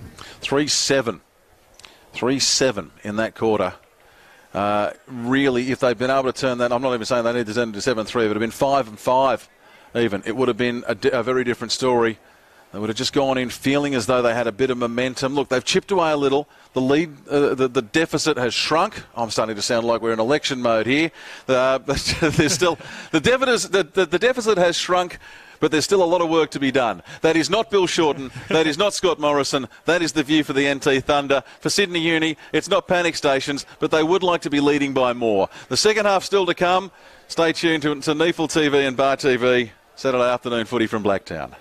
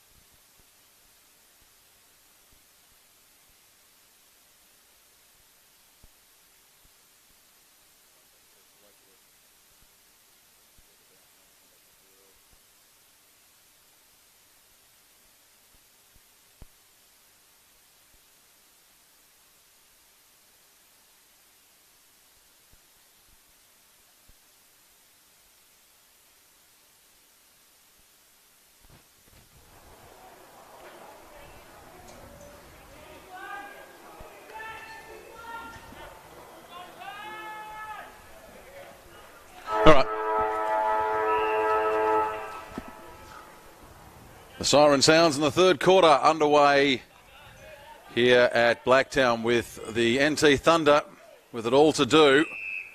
They currently trail by 34 points. Sydney Uni 9-8-62. The Thunder 3-10-28. Chris Coleman and Chris Corby bringing you the action here on an afternoon that has become decidedly warm. Second attempt to restart play, and taking it out of the middle was Dylan McLaughlin for the NT Thunder, but only goes as far as Jack Hiscox. Now they rebound the Uni to Dimmery, then on to Stewart. Stewart finds support from Goulden, and Goulden puts them into attack. Ball back in dispute. Chasing in over the top of it was Yaron for the Thunder, but there's plenty of blue and yellow there, as there has been all afternoon. Good work by, I reckon it was Anderson down there on hands and knees. Only gets it out as far, though, as Tagliabue. Tagliabue has a second attempt to get it off the ground. No mean feat for that big man. Put forward by Dimmery. The target there was Davies, but he couldn't grab hold of it. And now the Thunder a chance to rebound. Can Parnell do anything with it? No, he can't. Too slow. Goes through hands now with it. Bartholomew's little chip. And he gets it onto the teammate in Foster. And Foster will have the shot on goal with barely a minute on the clock here to start the third quarter. Just the start that Sydney University would have wanted. Foster, he's got 2 goals, one in the first, one in the second. This one probably his hardest shot of the day so far. He's proven to be really elusive up forward, definitely filling those pocket roles that the students need so desperately to feed off the full forward. I did say it was his hardest shot of the day so far. And for once, proven right as the ball spears across to the right and through for a behind. Students have zoned really well here, forcing the long kick up the wing. Delahunty, he's been good under the contested ball and proves to be so once again. Sends the ball up around the wing. Coming from behind with his superior reach is Melville over the top of Barton, I think it was. He took the mark, that's a pretty dodgy kick. Anchors might get hold of it, gets it, ducks into the tackle. Now a little hand pass. Delahunty had run up, following his own kick up ground, and then into the bottom of the pack. I think it was Talbot over the top for the Thunder, but there were too many other players in there to work out who may have got possession, and the umpire says, well, in the end, Dean Garraway decides to toss it up just inside the 50-metre arc. And for Sydney Uni, it was Bartholomew who tried to get it away. Instead, it's been put to ground. Now, if this is only a point, which it is, gee, there could have been a call for a free kick there, because was it Ankers who had the shot? I think it might have been, and he got shoved in the back after he kicked it. Anyway, a point each for these sides to start the second half of the footy. Stern can't take the mark. It bounces off his chest. Plenty of teammates in support. Cole has it. Back to Stern. And Stewart sends it out to the wide open spaces on the grandstand side. The smallest amount of shade being cast there. Now Stern, he's followed play up. Oh, this is beautiful. He's seen Morrison from 100 metres away. Morrison runs in 40. Takes the mark. He's on a fairly acute angle. That was great play by Sam Fong. He is absolutely spent there on the wing. Made the big effort with the lead to get the ball on the wing. Deliver it to Harry Morrison. Sydney Uni talent as well. Played AFL Sydney Premier Division footy last year. Going to take a set shot from goal around 40 metres out. Weetra, the man on the mark. There was nothing he could do there. He was just completely outpaced. Well, he tries to put Morrison off with a bit of a spin on the mark. And yeah, a bit of a pirouette there. I think it worked. And Morrison only able to add 1 to Sydney University. So the kicking yips continue here at Blacktown. Uni 9-10-64, Thunder 3-11-29. Rioli's been playing largely a lone hand for the NT Thunder. Pops the ball, hand pass, but it's only as far as Stewart. Contested footy, Bartholomew's again. Slings it around. I think it might have been Templeton who wound up with it. Now Tippenwaddy. Tippenwaddy to Templeton. Templeton puts them into attack. Here we go. What have the Thunder got? Oh, he's played on. Just a momentary pause to look. Would have seen Gallio in space. Winds up with, I think it was Barry. Shot for goal is offline and through for yet another behind. That play was built quite well. Tippenwoody there on the half-back line. Seemed to have time and pace. The players just stood off him as he ran through there. Well set up. Just a shame it missed again. Hiscox. Cole. Uncontested mark. Into the path of Morrison. Harry Morrison returning the favour there, the Fong. Yeah, Fong has it now. They're probably just too far out to score. Puts it into the pocket. Davies was the man he was going for. Mark was spoiled, comes off hands. Weitra doesn't really think too much about trying to pick it up. Throw-in will be about 20 around from the Sydney Uni goal. They've had 4 points out of this quarter, 2 points apiece. Thunder need goals, not just points. Ruckman take each other out of the contest. Stewart probably wins a hit out on his stats sheet, taps it to his own advantage, turns around and kicks the most unlikely and odd-looking of goals we've seen this afternoon. It just kind of floated through, but it was impressive the way he broke the pack there on the left foot as well. Great skill there and rewarded with a great goal. Harry Morrison, I've noticed as well, started this quarter very strongly, contesting and running up at the ball. 14 disposals so far this game for him. Started this quarter with 2 or 3 good disposals.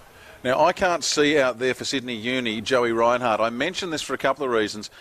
One is we did see him go off with the trainers just before the long break. The other is that he may be getting a long break of his own because his name's in the umpire's little black book. He's been reported for striking Jack Hanneth in that little incident prior to half-time.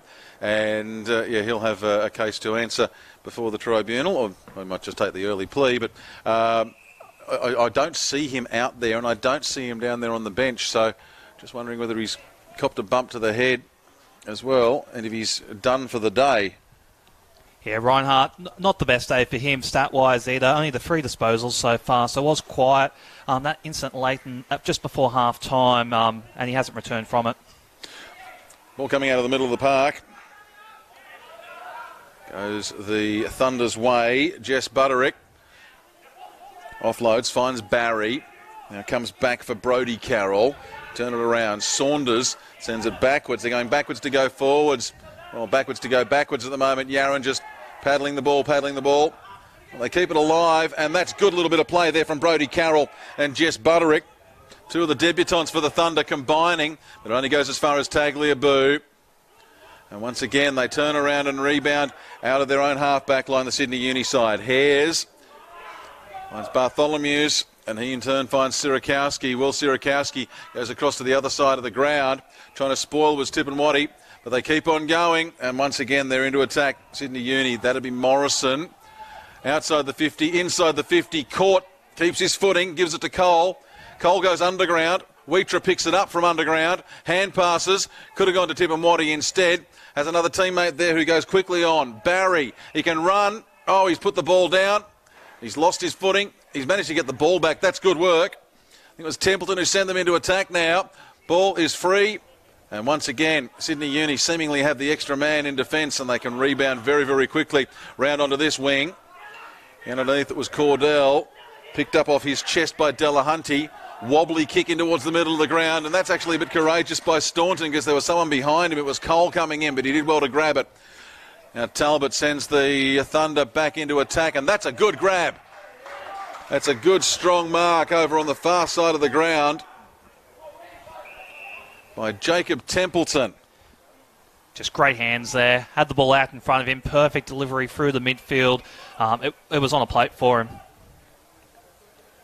Difficult kick. He's well around in the pocket. No wind to speak of, so he's just got to kick through, back himself. Comes in from 48. It's across the face. May not even go through for a score. It comes off hands. I don't think the Thunder will mind that as a consolation prize. They'd probably prefer the second crack at a goal than a point at this stage. They're down by 40. It would be some sort of a comeback, but just bear in mind they kicked 3 goals 7 in that second quarter. If that had been 5-5 or 6-4, we'd be looking at a very different game. Ball comes in, ball goes out. Sydney Uni mop up again there, giving the Thunder another crack. So we wait for another boundary throw in. I don't think the umpires had to mark a different spot this time. He's just about in the same location. Tosses it back in again. Big men go. Staunton lays the tackle. And now it'll be a ball up as opposed to a throw in. Dimmery was the man who was underneath it, and Staunton latched onto him, limpet-like. Tapped away by Hanneth, but only as far as Kilpatrick. Kilpatrick goes for the up and under, which lands just outside the centre square. Plenty of competition for the ball. I think it might have been Yaron, one of the players waiting for it. There he is over the top. He comes back in. But again, another pack. So the game just losing a little bit of its structure here in this third quarter. We've seen just the one goal added since the break, and we're up to 10.5 minutes gone since half-time. The ruckmen go more at each other than the ball to start with. Trying to run it through. It's Bartholomew's, but only managed to return to congested parts, and Sirakowski puts the ball back in underneath as well.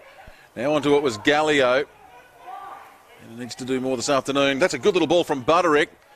Butterick was looking for Tippenwadi, but Tippenwadi not sure what he was trying to do. Seems to be an NT Thunder player down behind play. Just can't see who it is at the moment, but looks a bit sore on the commentary side wing. I reckon that might be Nick Yaron who's down there. Slight of build, orange boots. And he does not look well at all. Looks like it's a left arm. In the meantime, Tristan Davies, impressive grab there. Just came streaming through, marked at the highest point of the ball. He's going to take a set shot here from about 40 metres out from goal. Yeah, that's not good news for Nick Yaron. Yeah, looks to be an arm or a wrist. He's got his left arm cradled in his jumper as he comes off. The way he's holding it, I suspect it is lower down as opposed to a dislocated shoulder or anything, probably just the wrist there, but that's bad news for him. He's a good young player. We return to live action though, and Tristan Davies has 3. He's backed himself from a distance, and he has 4 for the afternoon. Sydney Uni have 11. 11-10, 76. The NT Thunder 3-12-30, 12 minutes gone. Third term at Blacktown. Well, the Thunder, for a little while, with the continued absence of Reinhardt from Sydney Uni, had a numerical advantage which may have helped them, but now they are back to 22 apiece, with Yaron disappearing up the race with what looks like an injury that will probably keep him out for a few weeks. And that's not what this understaffed NT Thunder side need this afternoon. And now they find themselves looking at a deficit approaching a half century, 76-30. Yeah, just sitting back and enjoying this ruck battle here. I know I've mentioned it before, but I'm just sitting back on the couch with the popcorn. 20 hit-outs to Tagliabue, Hanneth with 17. They've just been at it all day. They truly are two great ruckmen in the competition here. It really has been a highlight this afternoon as Tim Barton joins in on a bit of the ruck work and actually gets the ball away, picked up off the ground by Butterick. On to Boo, I've been really impressed with him. As the game has gone on, he's injected himself into the play more and more and more. And this is a kid who was only going to be, he was named as an emergency. So on Wednesday, wouldn't have even been expecting to play. He's had a pretty good game. He's one of the Thunder's best this afternoon. Little hand pass over the top from Wheatra. That was nice. Not so good was the attempt to hang on to it from Anderson. I think he may have just looked up ahead of himself and instead lost the ball. And again, Sydney Uni, they rebound. Cole has a paddock. He can go for a bounce. He does. He puts it onto his boot, sends him into attack, finds Davies. Davies turns and centres, and Rioli, another one of the best, but they've been few and far between for the Thunder. Now he turns around, gives it to McLean. McLean sends the ball over the far side of the ground. Might be McLaughlin who's got it. A long way from us here at Blacktown. And work it around. Had anchors in short. Instead, he puts it into the path of David Johnston. But David Johnston would need to have the speed of Usain Bolt to get to that. He doesn't. Nobody does, other than Mr. Bolt, and the ball goes over the boundary line for a throw-in. Yeah, it was a fair way out in front of him there, but the great thing for the NT Thunder is here, they're in a good position of the field. They're able to reset here. Their forward structure looks fairly good up forward. You'd think if they win this tap against Barton, the unpreferred ruckman, going up. And Hanneth uses his body, gets the ball. And they do go into attack, but have they got anyone there who can take the grab? Well, no, because it's gone once again to the university's advantage with Veal. Veal couldn't do much with it. We've got a whistle. A whistle for an incorrect disposal. And 50 there again. Well, the Thunder, they do something good and then they undo it. And we've seen that on numerous occasions this afternoon. Yeah, that might be something to do with the transition in their list. They're a lot younger this year than opposed to last year. They've been playing on quickly from the 50-metre penalty, inside 50. They burst through. I think it was Wheatra who was tackled. It was. Plenty of Sydney Uni players in there. It winds up with Fong. Fong turns around, gives it to Cole, who misses off to the left. That was such impressive play, though. They just went quickly off the gun there, off the 50-metre penalty. Cole, I thought he had the goal there for a second. Could have run in. Yeah, could have run in. He had a paddock in front of him. So a bit to work on here for Sydney University. They're doing it well. They've got the percentage booster going now. They're 47 points clear. But here's the Thunder now. They work it quickly up the middle of the park. They've got the number here. Might have been Talbot. Into the path of Melville. Melville, that's a rugby union style up and under. It's only gone about 4 metres in distance and about 25 up and down. Punched over the boundary line. Just needed the slightly cooler head there. They had the 2-on-1 advantage there. Perhaps could have used the other man to shepherd and get a little bit closer to the goal. Instead, a hack kick up in the air. But the promising signs from the Thunder here inside 50. Dylan Barry's changed his boots at half-time. I called him Talbot earlier, but he's changed his boots to a flashy bright green pair. Messing with the commentary up here. Oh, look, you've got to, when you're calling guys from 180 metres and where you don't get to see the front, you've got to go for whatever you can. Mopped up well there down back. So the Thunder, well, they're doing everything they can to keep it in their attacking 50. Anderson had it, punched it back into the 50. Now we've got a couple of players down. Looks like Nick Foster there is looking very sore for Sydney Uni. Play on, and Barton does. He gives it across to Hiscox. Hiscox goes for a run, bounces, gets to 50, then misses the target in Coxall. Picked up off the ground by Dyke. Dyke just gets enough of a tap in the tackle to go to ground. All he can do is hand pass it away. Coxall picks it up again, breaks one tackle, can't break the second, holding the ball. Umpire agrees. Then Garraway gives the free. Very impressive. Had the mismatch there and able to wrap him up. It was really impressive play. Parnell gets himself into trouble by trying to run too far. Disposes of the ball, but look at all the blue and yellow jerseys. Who gets it? Well, the chook raffle's won by Joshua Stern, and he'll have a shot after taking the easiest of marks. And he'll have the shot from about 40 out, just on a very, very slight angle. The Thunder, after kicking 2 points early in this quarter, they really don't look like they're threatening to score at all. Sydney Uni, they're doing it quite comfortably at the moment.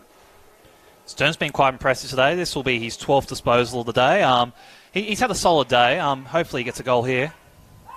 So Stern comes in, and he gets his goal, his first. He joins a growing list of goal kickers. I make that 6 goal kickers for Sydney Uni this afternoon. Other scores around the place, the Lions, they've given the Giants a belting, 130-35 up at Burpengary. Scottsdale, Redland and Canberra, after a game that was close early, Redland have blown it open, 79-44, they lead the Demons, and here it is the Sydney Uni side, 83 over the NT Thunder, 30, and we're 18 gone in the third quarter. Tough afternoon for a few sides in the NEAFL. Of course, plenty of live coverage. Live video of all games. Live commentary of most games this year. As we continue our expanding coverage on NEAFL TV, thanks to our friends at Bar TV. Ball in dispute in the middle of the ground and kicked off the turf by McLaughlin. He chases it around, thought it might have been coming back to him. Anchors gets hold of it. Now it's still with McLaughlin again. So McLaughlin started that play out of the centre circle, and then manages to get the ball in dispute. But again, Sydney Uni, they take it this time out of the goal square and they return the ball all the way up to the centre wing in next to no time. They're just so quick at getting the ball around the park. And the NT Thunder have had no reply to it. Stern sending them forward once again. Could have gone to Cordell. Didn't. Instead, he's run too far, has he? He has run too far. I can't pick who that is. That is as far as you can possibly get from us here. And I've got to confess, I've lost him a little bit in the glare on the fence. I think it's Coxall who ran too far. It was. Lost him a little in the glare of that white picket fence over there. So the NT Thunder, it's really now about playing for pride more than anything else. McLean was the target. And eventually he can't do much with it. The ball rushes over the boundary line and it'll be yet another Throw in centre wing position, outer side of Blacktown International Sportspark as the 20-minute mark about to roll over. McLean's looked pretty impressive so far this game for the NT Thunder. He's picked up where he left off at half-time. He's their leading possession getter so far with 20 disposals. So he's really driving their midfield at the moment. The Thunder looking to try and salvage something from this quarter. Gallio, possible target. Instead it's Barry. Ball comes free. Good tackle laid there. It might have been Staunton who was in over the top. He's been busy in the last few minutes. Umpire eventually calls holding the ball. So the Thunder, as we're now into the time on, looking to try and add a major. They went goalless in the first quarter, let's not forget. They mustn't like the northern end of Blacktown much. As the ball goes around, courtesy of Sydney Uni. Foster had it, tackled, spilt free as he went to ground. Talbot tries to kick it off the ground for the Thunder. But again, Uni put it up in the air Looks more to be a in free hope kick than behind anything play else. here. Delahunty's got it, but it's coming back. So it'll be paid downfield. Let's see, or is it being paid as a 50? It's being paid as a 50. Yeah, that's correct. Wasn't sure whether it was downfield or 50, so an interesting ball being marched up the ground in the arms of one of the NT Thunder players. I suppose that's one way of stopping someone from playing on with the 50 is to carry it yourself, and Dean Staunton did just that. The NT Thunder getting very creative here. Joshua Stern puts the ball up into the square. It's off the hands of the pack. That's a good take, running take by Daniel Wheatra. He just kicks it to try and clear it, but it only goes as far as Sierakowski. Well, Sierakowski, he goes back, has a teammate in Kilpatrick. Kilpatrick can wait. Does so. Umpire is calling into play on, and for reasons best known to Sydney Uni, they decide to go all the way back to Robertson, and now they work it around the far side of the ground with Goulden. And who have they got up forward? Well, waiting for it there. I reckon that might be Coxell in there. Shot from deep in the pocket will go across the face of goal. Foster was trying to do something with it. Has that stayed in? It has stayed in. Well, there you go. Not quite sure how that managed to stay in the field of play. Hanneth. Ugly old kick, but it's effective. It goes to Melville. Melville puts it in to where there is nobody waiting. It bounces once. It clean bowls Robertson. And the Thunder, oh, they've got an extra man up forward, but they can't get it to him. Delahunty's waiting in the goal square, but they just can't get it there because there's too many yellow and blue jerseys. And Barton clears for the Students once more. Another attacking raid for the Thunder goes to, oh, hang on, it may still come to something as Davies is just caught for a moment. Now they bring it around to the grandstand side. Underneath it is Sierakowski, and he decides that it's probably a smart move to slow things down and just hang on to the ball. Puts it back inside. Gives it to Dimmery. Dimmery bombs it long inside the forward 50. Thunder players waiting as it comes off the bottom of the pack. Little hand pass from Hanneth. Look away handball now to Gallio. Gallio, right foot, round the boundary line. But again, easy possession for Sierakowski. He's picked up quite a few in the last few minutes. Hot foots it back in towards the forward 50. Comes off the hands of Saunders. He turns around and eventually retrieves it himself. Ill-directed kick up forward. Falls in front of Hares. Hares spun once, spun twice, pulls it in, pokes it out, gives it to Bartholomew's. Then Kilpatrick. Maybe Veal in the middle as well. Now over to the far side with Goulden. Goulden goes by hand. Could have come inboard to Stern. Instead went out. Ball going around the far side. Off the hands of Gallio. Punched away. Dyke was trying to get there, but the ball over the boundary line. It'll be another throw in. This one about 10 metres around from the Sydney Uni goals. 24 gone in the third quarter. For me, NT Thunder have been inviting a bit of pressure here. Their clearances outside 50 have been hack kicks, a few lucky bounces here and there. Sydney Uni very unlucky not to score here. This game really hasn't hit any great heights in this third quarter as Stewart puts a big high ball in. And it's marked just over the line for mine by Davies. It is just over the line, and so it's another point to Sydney Uni. They move on to 84. NT Thunder on 30. The Thunder decide to play on. Here's a man I've been impressed with, Butterick. Let's see what he's got under a bit of pressure there. Well, he puts the kick, and that's a pretty good kick, actually. Did well. Managed to find Staunton. Staunton, he's put it up forward, and there's a little mark to Adam Tippenwoody. Oh, that was impressive play. The vision of Butterick through the middle of the ground there to find the man. Tippenwoody to take the shot. That's a great play by the Thunder. We'll find out a bit more about this young fella. Jess Butterick, because, as we said, he was listed as an emergency. I think he's one of their rookie list players. Very impressive from the young man. Looks to have a good head in his shoulders and showed it there just with the eyes to find that target. Territory product.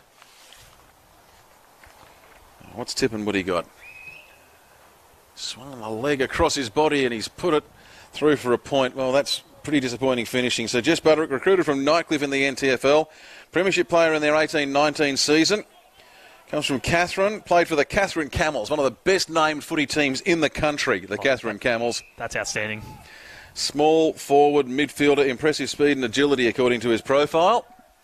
And as we said, was named as an emergency for this game in the original squad, coming off the rookie list, and I suspect we'll see some more of him. He's had a very good game this afternoon, and as it has gone on, he has shown more and more skill, and hopefully the kind of player that the NT Thunder can do more with as the season goes on, as they continue this rebuild. Ball comes back into a play for them now, and that might be Staunton as one of the players on the chase. It winds up with Kilpatrick for the Sydney Uni side, escorting the ball over the boundary line, so it'll be thrown in. 26 minutes gone in this third quarter, and we've had just the 3 goals. Kilpatrick's had a great third quarter here so far. He's up to 8 disposals. We called his name just before half-time and said he was having a bit of a quiet one. He only had 2, I think, in about the first, by about the 20-minute mark of the second quarter, so he's done well. As Sydney Uni, again, they're not afraid to move it around in short passes, deep in their own defensive line. Quite often that's a sign of a side that's struggling, but for Sydney it's a sign of a side that really are backing each other and confident in their own ability. It was Robertson who sent the ball in across the middle of the park. Now it bounces around to Stern. Stern has it. To give it back to the man who gave it to him in Veal, but decides not to. Veal's coming off, in fact, so ball going in towards the middle. Good double-fisted punch by Anderson. But it's still with the Sydney Uni side. It comes back out now to Hares. Hares has found Hiscox, and Hiscox puts them back into attack. That's going to bounce. Davies, oh, he read that so well. Now the hand pass, great vision, finds Coxall. Coxall gets it onto Foster. Foster, bang, goal. Oh, that's just beautiful footy. That is one of the chains of play of the day. That is superb. Love it. All the way back to up here where Hares was involved. Great vision from Tristan Davies. I really liked that. It was a difficult ball for him, but not only the vision to go for the ball, but to get it to the teammate and then across and find Foster. Bang, goal. Love it. Absolutely. There's a lot to love about Tristan Davies. He just beelined the ball there. The drop just short, landed in his lap, assisted to Foster, and Foster's having an outstanding game. He's been very dangerous in front of goal, Foster. Sydney Uni 13-12-90. NT Thunder 3-13-31. Tough day at the office and a long flight home to come for these NT Thunder players, and I think they've turned it into a bit of a family and supporters excursion, because there's certainly plenty of people making plenty of noise for them when they came out onto the ground earlier at the end of the halftime break. So hopefully they get a little bit of social time. Maybe they're going to be allowed to stay overnight tonight and fly home tomorrow, enjoy a weekend in Sydney. Hanneth wins the tap down. Templeton can't get there. And the superior speed of the Sydney Uni side coming to the fore now. Sierakowski gets it around, finds Fong. Fong's kick slung as he kicked, so it hung in the air, as did Morrison. Takes the grab, 30 out, straight in front. Oh, impressive from Morrison. His ground level work is outstanding. Don't know too much about his aerial ability, but he just showed it there. Just flew for the ball, stuck. Outstanding from Harry Morrison. Had to hang because the kick from Fong, he just got slung as he was taking the kick, and so it took a slightly more upward trajectory. And now Morrison with the shot after the siren, and he hits the post. That post has been hit more times today than Roger Taylor's drumskins for Queen. So Morrison with the point. Sydney Uni, that'll make them 13-13-91. It'll make an even 10-goal break, or has the scoreboard been faster than me? No, there it goes. 13-13-91. An even 10-goal break over the NT Thunder, who are 3-13-31. We've got one more quarter of footy to go here. I think it's looking pretty good for Sydney University, but the NT Thunder, well, they kicked 3 goals 7 last time they were going to the southern end of this ground. Let's see what they've got in store. Absolutely. They've shown very promising signs. The NT Thunder will look to play some good play in the last quarter, but Sydney Uni very good. Goulden and Buffalo Mayers have led the way through the midfield. Stewart also extremely impressive. Jack Dimmery, outstanding. He's one of those inside midfielders who can run on the out. Hiscock's so quick through the midfield. There's a lot to love about this Sydney Uni side, young and quick. Indeed there is, and I think we'll see plenty more of them on NEAFL TV as 2019 unfolds. But it is the third quarter break here, and it is Sydney Uni 91, Northern Territory Thunder 31 on NEAFL TV.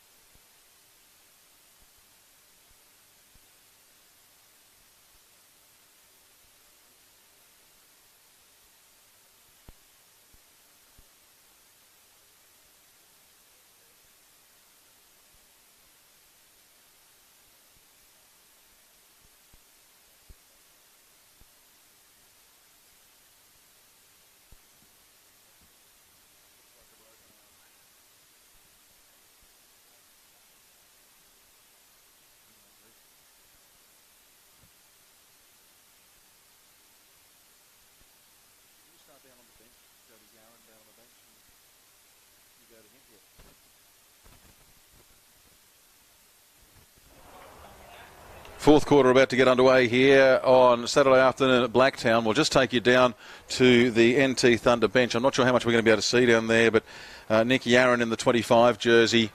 They're putting his arm in a sling now. I was lucky enough to be able to sneak a peek through the binoculars at him during that three-quarter time break, and full credit to him to be out there, Chris Corby, to at least be there with his teammates, because for mine, I'm no doctor, but it looked like he's got not just a fracture, but it may actually be a broken arm and a displaced bone in that forearm, because it looked like his arm was just well out of shape. So disappointing for that young man. He may wind up with a bit of extra time here in Sydney. Yeah, bit of a shame for him there. Bit of a quiet day, only the 4 disposals. Looks to be in a fair bit of pain, but he's looking like he'll spend the last quarter on the bench supporting his teammates as we enter the final quarter. Yeah, they've got his arm in a full sling now, so on a disappointing afternoon so far for the NT Thunder. What have they got left?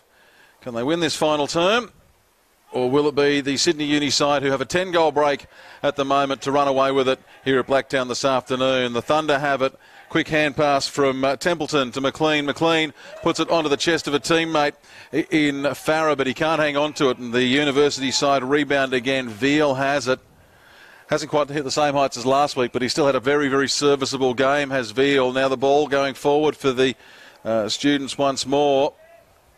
And here he is again, so he's picking up a couple of possessions in the fourth quarter. It's one way to get yourself noticed by the umpires in an MVP count. Absolutely. I think champion data hasn't quite updated here, but we've got 22 disposals. I think that's 24 with the last 2 disposals we've seen. I think he'll pull some MVP votes. There's a shot on goal. It looks good.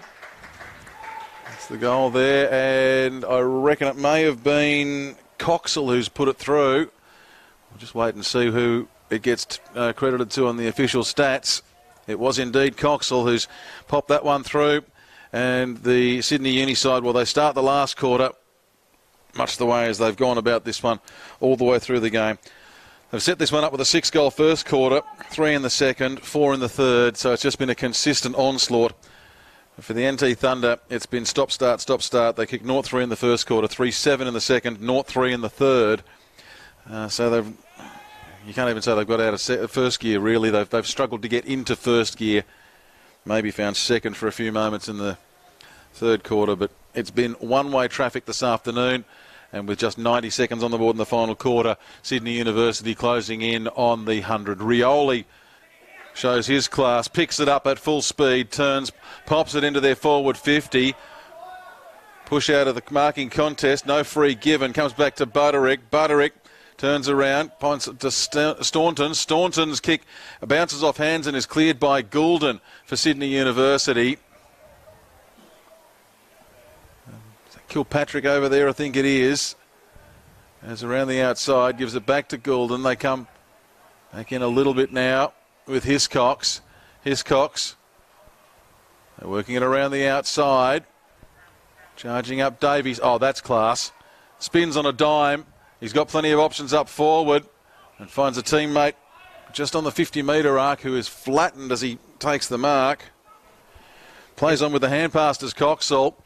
Gets it on to Hiscox on the run. Wow. That was impressive. Where's he come from? He's come all the way up the ground. He last touched on half back. He was one of the passage plays there. He's gone streaming through. Running goal from 40. Really impressive from him. He's just been a running machine today, he has. When was the last time we had an Olympic sprinter over 400 metres? Can we get Jack Hiscox into that kind of a program? Well, Hiscox does have an athletics background. He represented Sydney Uni Athletics Club before he turned to football full-time. So he is an elite runner. Absolutely. He should go back to it. He showed plenty there. To do that in the fourth quarter on a warm day, to stream down the field, because he must have been going full tilt. He must have been going full tilt to do that and to get the goal off the back of it. Well played. Sydney University have the 100 up. 15-13, 103. Over the Thunder, 3-13, 31, 3.5 gone. Ball down in the middle of the ground once again. This ruck duel has not lost any of its appealing nature through the course of this contest. Now Templeton can't control it.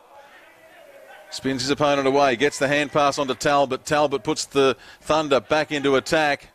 They just need a key target up forward. Kilpatrick had a quiet start to this game, but he's really injected himself into it from about the midpoint of the second quarter. And he's become very, very good for them as the days progressed in defence. Kilpatrick up to 9 disposals there, and so courageous as well, running back with the fly. It's a key stone of his game. He loves running in. I'd love to know how many spoils he's affected today. He's really done plenty of good work. A kick from Robertson turns into really just a clearing kick. And the umpire will throw it in. Half-back flank, grandstand side of Blacktown International Sportspark. Back to this ruck battle. Tagley, Boo and Hannah at it all day. Tim Barton was taking a big chunk of the ruck for a while there in the third as they go up again. 50-50 split. Falls down in path of Templeton. Templeton's kick, though, is cut off by Michael Carroll. Carroll goes short, puts it to Veal. Oh, that's brilliantly done by him to get any sort of a kick away, even though it's only gone as far as Anchors. Anchors puts the ball into full forward. That's a good reaching mark taken for the NT Thunder. That was magic stuff from Trent Melville. Had to reach, put both his arms up like giant tentacles and took it all the way to the ground. Oh, the kick has to take a lot of credit there. It dropped perfectly in the spot for him. Had his own body to protect it, just clunked it. I'm reminded every time I think of giant tentacles of the Jack Dyer mistake that we won't venture into that territory of from famous footy blunders. Melville starts it off to the right and it stays off to the right, and it's yet another point for the Northern Territory Thunder side. 3-14-32 they will be now. Sydney University 15-13-101. Sydney Uni, they're not showing any signs of relenting here. They know how much percentage could come into play late in the season. Picked up off the ground by Hares, loses his footing, and now the Thunder, they have it.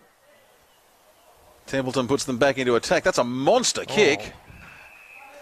And he's got the mark down there. Just, he was looking to play on there, I think, but umpires pulled him back around.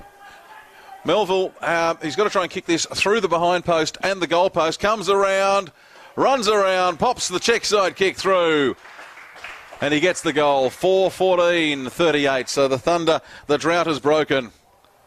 And Melville has his second for the afternoon. The Thunder are quite impressive there. That passage of play for the last 2 or 3 minutes, repeat inside 50s, hitting logical targets. It's just a shame they haven't been more accurate today, but that goal shows just what they're capable of up forward. There's a lot to like about their forward line. It's just a certain magic about it. The number of scoring shots for the Thunder, it's 18. For Sydney Uni, it's 28. That shows the disparity in many of the possession stats, and we should start to go through some of those team stats as the afternoon goes on, but I'd be surprised if it didn't wind up almost 2-1 for possessions over the course of the afternoon here. Certainly for kicks for Sydney Uni over the Entor Thunder. We'll check some of those stats when we get to about the 20-minute mark of this quarter. This will be just a play on as Barton's now moved back into the ruck with Hanneth. Barton getting the hand to it. Running through it is Bartholomew's. Bartholomew's, winds up back with the ball. Now the little clearing kick out of the middle from Dimmery. Dimmery to centre half forward. Ball in contest. Hanneth has run forward with it. Barton's also run forward.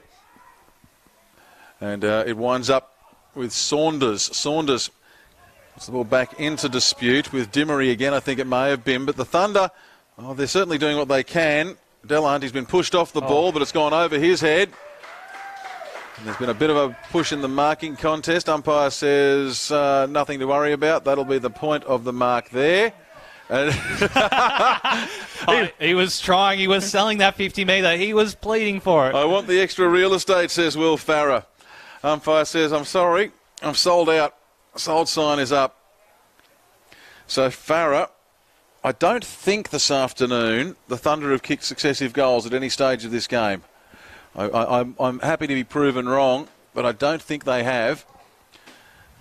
And that's a wobbly-looking kick, but it's getting there. Farrer gets his goal. Becomes the fourth goal scorer for this afternoon and sends the Thunder on to 5-14-44. Sydney Uni 15-13-103. And I'm just going to scroll back and have a look. I don't think there's been successive goals from the Thunder. Oh, yeah, there has. We've got to go all the way back. Their second and their third goal came about 7 minutes apart, way back in the second quarter. So definitely an impressive passage of play for the NT Thunder here. They've had repeat inside 50s. That one was a little bit of a long lofted kick, but to get on the end of that and make Sydney Uni pay was definitely good to see. 59 points the margin.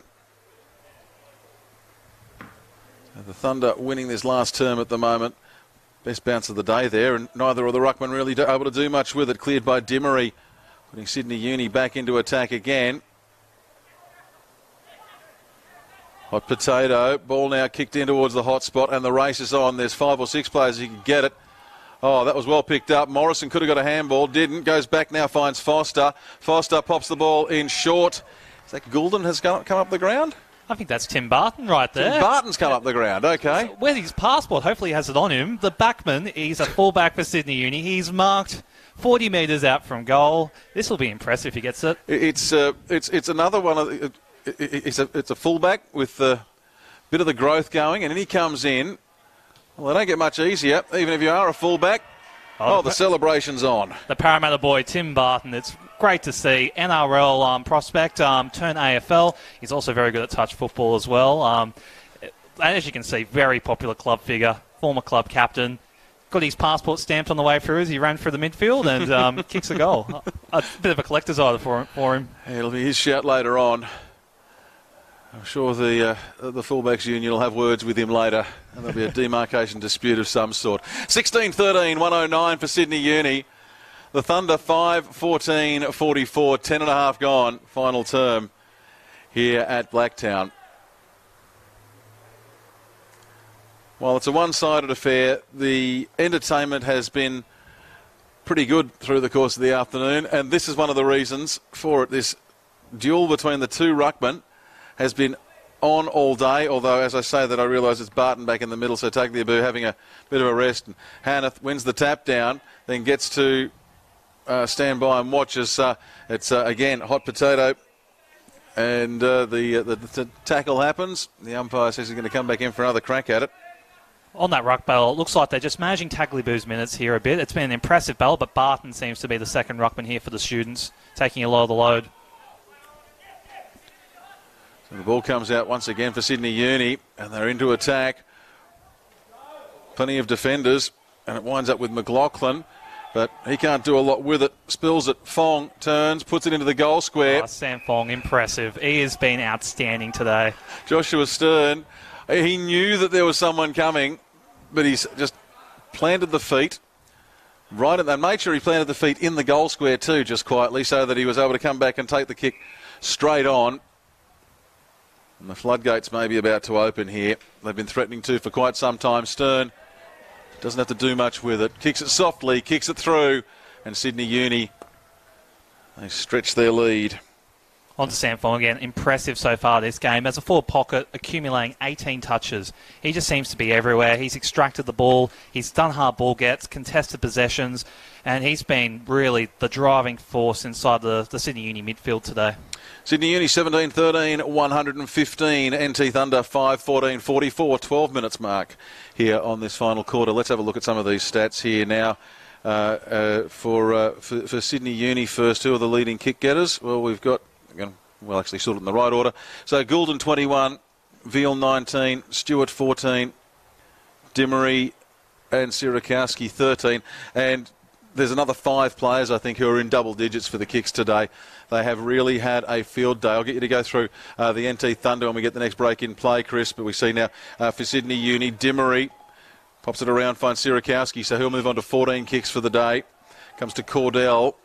Cordell could have gone, played on around the outer. Instead, we'll bring it back. No, he's making up his mind to eventually go around the outer. Wheatra in prime position for it, can't do anything with it. Anderson, I think it was, who had the secondary grab and spills it over the boundary line. So who are the leading kick getters for the NT Thunder this afternoon here at Blacktown, Chris? Our leading kick getters are McLean. McLean's got 17 kicks, 22 disposals. McLean's been definitely one of their best players today. Templeton also with 14 kicks, 17 disposals all up. Anchors now has jumped up the list as well. He's got 11 kicks, 18 disposals.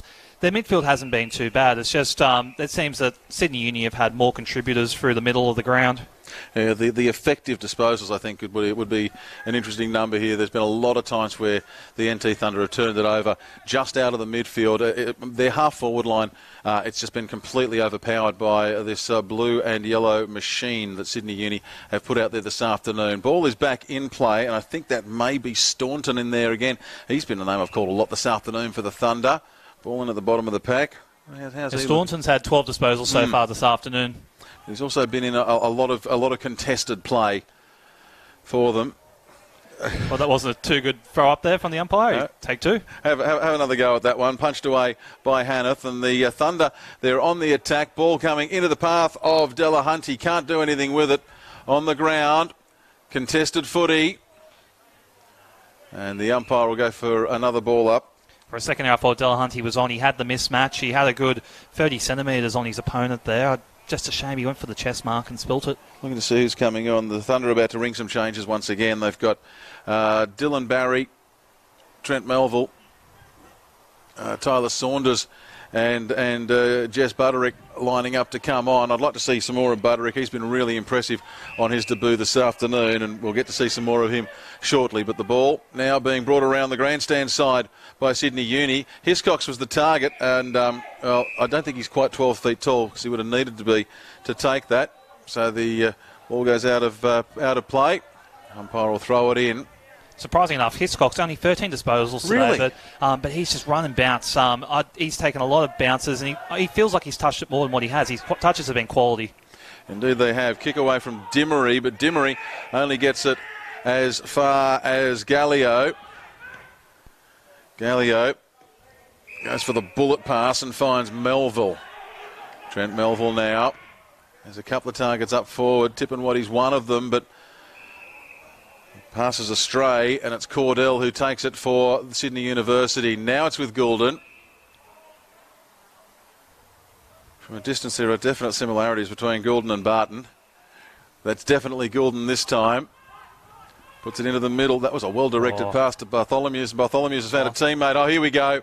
In space. Oh, impressive. All on his own is Cole. Cole unselfishly pops it over to Tristan Davies and says, you can have number 5 for this afternoon.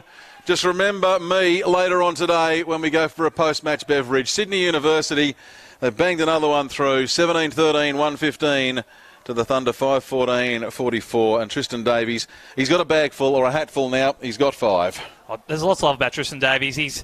His talent is definitely there on show, and as a full forward, I'd almost like to see him up on the half forward line. He's an impressive full forward, but just on transition, Thunder got burnt by Sydney Uni. Their hard runners have been, it's the cornerstone of their game, and they just got burnt on transition there. Mismatch up forward, a 2v1 situation was always going to end up in a goal. This one, the way Sydney Uni are going, they've kicked, 5 already in this last quarter. There's probably another 15 minutes to go. They could kick another 5 here. That could turn it into a 100-point ball game, which really is not a fair reflection for the NT Thunder. They're just running out of steam. Yeah. But Sydney Uni have been the better side. Have they been a 100-point better side? I don't think so. I don't think so. NT Thunder have wasted a lot of chances. They deserve to be closer, but Sydney Uni can't take anything away from them. Tom Morrison be very happy with his performance. They've been very ruthless. You've got to play all 4 quarters. And the other thing is, you don't choose your opposition. It's who the schedule says you come up against, and you've just got to make the most when it happens. So coming out now with Delahunty. Can't control the ball, can't control his feet, goes to ground. It was almost a rugby pass from out the bottom of the ruck there. Oh, Tim Barton. Barton. Oh, no. He's gone too high. He's taken him head on. And I've got to say there that Braden McLean didn't look terribly happy about the whole set of proceedings. The Thunder onto the attack once again. Calling for it in the middle of the ground is Anchors. They're not going to go that way. Instead, they're going to go up into attack. Now just outside the 50-metre mark. They come back in and find Barry. And Barry's going to take a shot. Maybe these were his kicking boots. Yeah, but let's hope so. The green, they're very flashy. But just lowered the eyes there. Spotted him on the lead. That's the type of play the NT Thunder want to put up forward. He's going to be kicking it from 50, so it'll be an ask from here, but we'll see how it goes. He needs to roost it. He's on about a 45-degree angle. Doesn't have a goal this afternoon. Barry puts it high. It's going just a bit across to the left, and it's through for a behind. 5-15-45, the Thunder. Sydney Uni, 18-13, 121. I may have robbed them of a goal earlier, so... I'll run out of fingers is my problem. The Sydney Uni side, they're deciding now to go straight up the middle. Bit of corridor footy. Hares. Now takes it out of the corridor. Like Kilpatrick. Could have been cut off by Wheatrap, but instead, contested ball taken away by Sydney Uni. Foster was involved in there. They bring the ball back in towards the middle of the ground now. Who's up forward for them? Oh, they could raffle this. Or they could just take the shot from about 35. It's going to dribble and go through for a point. Oh, the grass card, they left them off there. Not that the game needed the goal, but it was definitely a let off there for the NT Thunder. Definitely well beaten. And now, trying to do something different, the Thunder with Braden McLean was running the ball out, but I think the problem was I don't think he actually took it all the way back from the goal line. He'd sort of taken it from outside the goal square and just kept on going. Umpire says, no, you've got to bring it back. At least start from somewhere in there. And now Uni, you've got it once more. Through the hands, it went via Dimmery, through a teammate, onto Goulden. Goulden finds Hares. Hares, he's got options. Foster, I think it is. It is. And he's directly in front. He's got two this afternoon, so he won't be looking for a teammate to pass it off to. Sydney Uni's short passing game today has been outstanding. They've chosen short passes up the field, showing their accuracy and their skill, finding the man on so many occasions. It hasn't broken down too much for them when they've gone short passes. 9 goal scorers for today for Sydney University. Nick Foster has 2. Make it 3. Oh, and they're getting around him there. Very good performance, Nick Foster. And Sydney Uni move on to 19-14-128. The Northern Territory Thunder 5-15-45. Jack Dimmery has touched it a lot this quarter. 32 disposals now for Jack Dimmery. Gee, that's a number. Yeah, he's been sensational today. He's finding the ball, and now I think it's his third season for the students as well. They definitely rely on him through that midfield. Well, the NT Thunder, maybe they are going to make a few days of it down here. They've got a bye next week, so maybe they have decided to turn it into a bit of a family and friends trip because they do have plenty of supporters here. So they'll be needing to use some of that time over the bye to regroup. They really have had a very tough start to the season. The Lions giving them a belting last week. And they've been taken care of in no uncertain terms by Sydney Uni this week. Sydney Uni also have a bye next week. And then they host Canberra at Henson Park.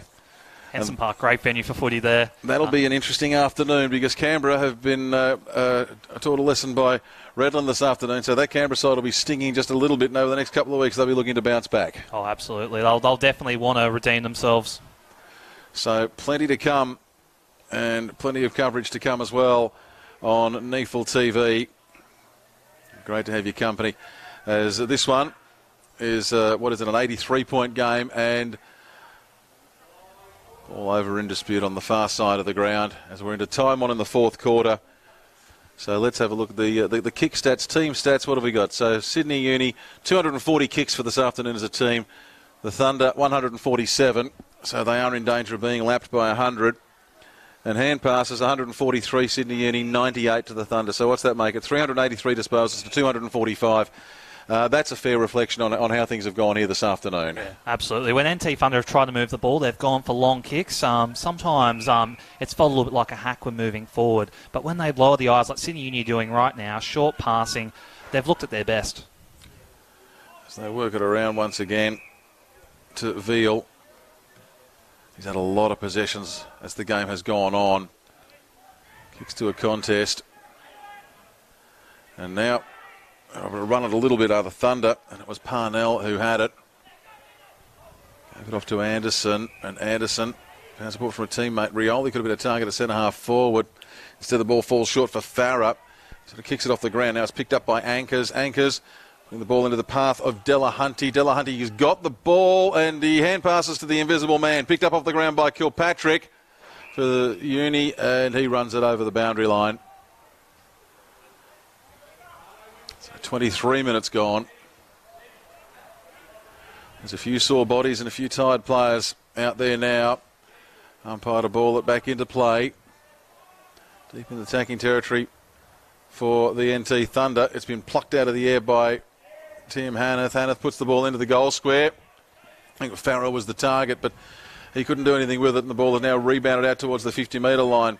Hiscox turns around. He's got someone inside there, and that was Sirakowski. Went over his head, picked up off the ground by Rioli. Rioli's pass, though, is ineffective.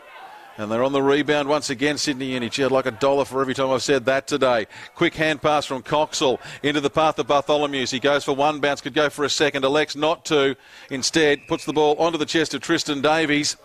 He's got a bag of 5. He's looking to turn it into a 6-pack. And he should do this fairly comfortably. You'd back him in from here. Oh, the students were streaming forward there. Started that play with the chase of Hiscox up the wing, elite runner. Through there, and then they were just flying in formation up forward there. And Tristan Davies again, an outstanding game for him, and he'll be one to watch this season for sure. Goes all the way back into the centre square to take his shot. Kick from just inside 50. Not much of an angle. The right foot looks pretty good. Umpire takes a step to the left, but not enough to make any question over where that one's going. Davies started the game with 2 in the first quarter. He's got 2 in the last. And there's still time for him to add another one. Sydney Uni, well, they're 11 points short of the 100-point margin. And, well, you wouldn't say it was beyond them. We're only at 25 minutes, so there'd still be another 3 or 4 to go here. Maybe longer. Sydney have kicked 7 in this last quarter, so we may well get out to 31, 32 minutes here. Yeah, indeed, say Tristan Davies has been playing a lot of time up forward the last couple of weeks. With Canberra up after the Easter break, there's a very good chance he'll be up there at the top of the NEAFL goal kickers leaderboard. Well, Canberra is struggling up there in Queensland. Redland 111, Canberra 51. And Aspley and Southport in the Queensland derby about to get underway. That game about 10 minutes from starting there. As a big weekend of NEAFL footy continues. Of course, we've got Good Friday football coming up. A couple of games on Good Friday that we'll give you some details of soon. But Tristan Davies again. Harry Morrison streaming through the midfield, just pinpoints him. Just made it look so easy. I think the NT side, the Q may be going into the rack here now. Which is not great to see. They've been honourable today. They haven't been outplayed for the whole game. They've been outplayed for a vast chunk, but they've shown their quality in periods. It's just they haven't bought that the entire 4 quarters here. Davies, umpire takes a little stuttering step to the right this time. But for Davies, that's number 7. And it's 95 points the margin. And that's 21 goals for the day for Sydney University. 21-14, 140. NT Thunder 5-15-45. This game promised a lot more than it has delivered. As I mentioned, the Easter weekend, Good Friday footy. 2 locations. You've got the Demons playing Southport at Phillip Oval. If you're looking to get away and catch some footy on Good Friday afternoon, it's a great place to watch footy from in the nation's capital. In Queensland, it'll be Aspley hosting the Brisbane Lions. So plenty of sides with premiership aspirations playing on Friday. Then on Saturday afternoon, the Giants host the Suns. Right here, 10:30 on Saturday morning, and that's a double header with the Swans then hosting Redland to follow at 1:30. So plenty of Aussie rules action next weekend, and every game to be streamed on NEAFL TV. Ball into attack for the NT Thunder, but the attack is cut off once again by Kilpatrick. They turn it around the Sydney University side. They're sniffing a 100-point victory here. Ball goes to Coxall. Coxall sends the ball inboard. Finds Hiscox, who hasn't stopped all day. Hand pass from Bartholomew's. Ball goes in to, was it Robertson? It was. Now they're over the far side of the ground. And they're just taking a little bit of time with it. Robertson gets another possession. Flying high over the pack was Davies. Couldn't hang on to it. Chasing onto that might have been Coxall in there. Ball in dispute. It's still in play, and now it's not in play. Rolls over the boundary line. Throw in to come. 95 points. Something psychological about getting it past that 100-point mark. Yeah, you see it all too regularly. They get so close, and then it just doesn't quite eventuate. But hopefully NT Thunder don't let them get there. Well, Hanneth, he's doing everything he can to just hang on to the ball. Trying to grab it off him is Barton. Umpire blows the whistle. We'll get another ball up. 28.5. So there's still plenty of time left in this one. Clearing kick from the Thunder, but I think that's gone out on the full. It has.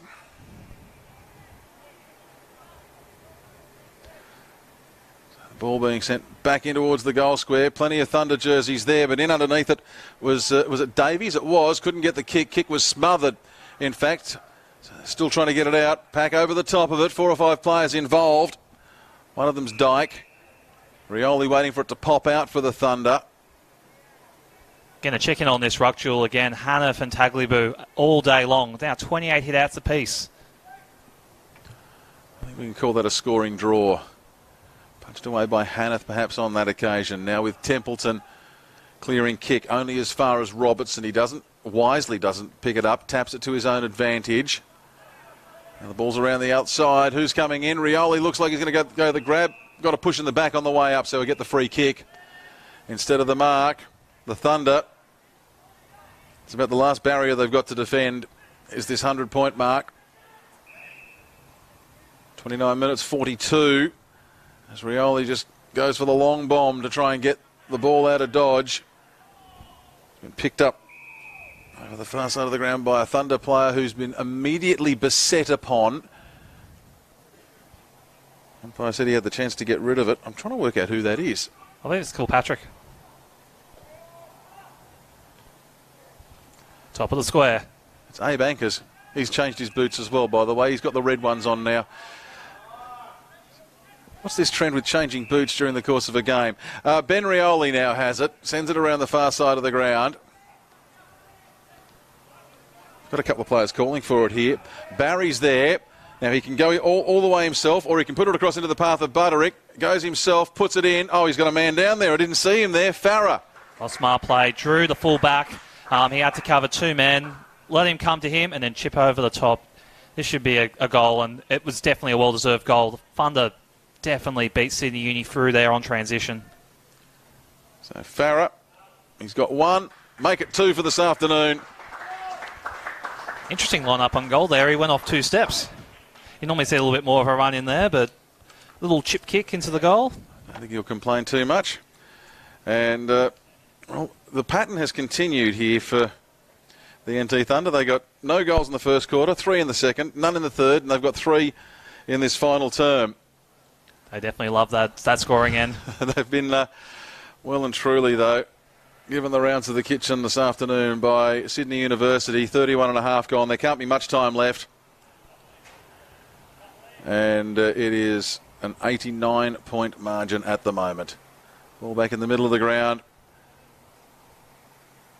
As we enter the closing stages of this one, Hanneth wins another tap down. Whistle blown off the ball.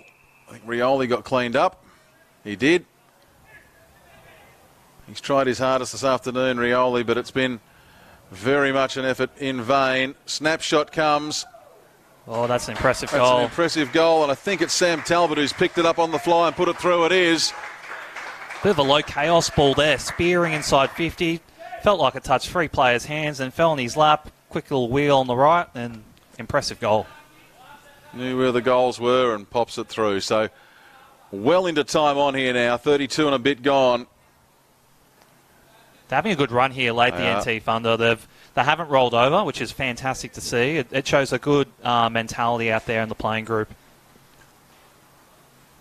Wait for maybe the final restart for the afternoon. Dean Garraway pops the ball up in the air and the siren does indeed sound. And it sounds for Sydney University this afternoon, 21-14, 140. That's a monster last quarter for them. 8 goals won they've kicked in that last quarter. Well, putting it another way, they've added 49 points in the final term, which almost eclipses the NT Thunder's entire match total, 7-15-57. The Thunder finish up with. Goals for the Sydney University side. Tristan Davies winds up with 7. Nick Foster and Bailey Stewart had 3 apiece. 2 to Joshua Stern.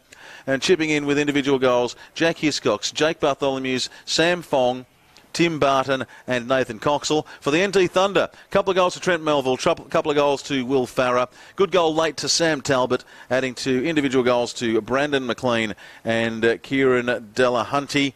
But that's the goal scoring. A couple of leading stats get us through the course of the afternoon, Chris Corby. Oh, yeah, absolutely. Sydney Uni have shown their premiership credentials once again with a very impressive midfield performance. Jack Dimery came home really hard. Leading game possession getter, 34 touches, 16 kicks, 18 handballs. Really impressive effort from Jack Dimery, and you'd say he'll definitely be topping the MVP votes today. Goulden, outstanding all day long. He was consistent, 32 disposals. Veal, again, 31 disposals.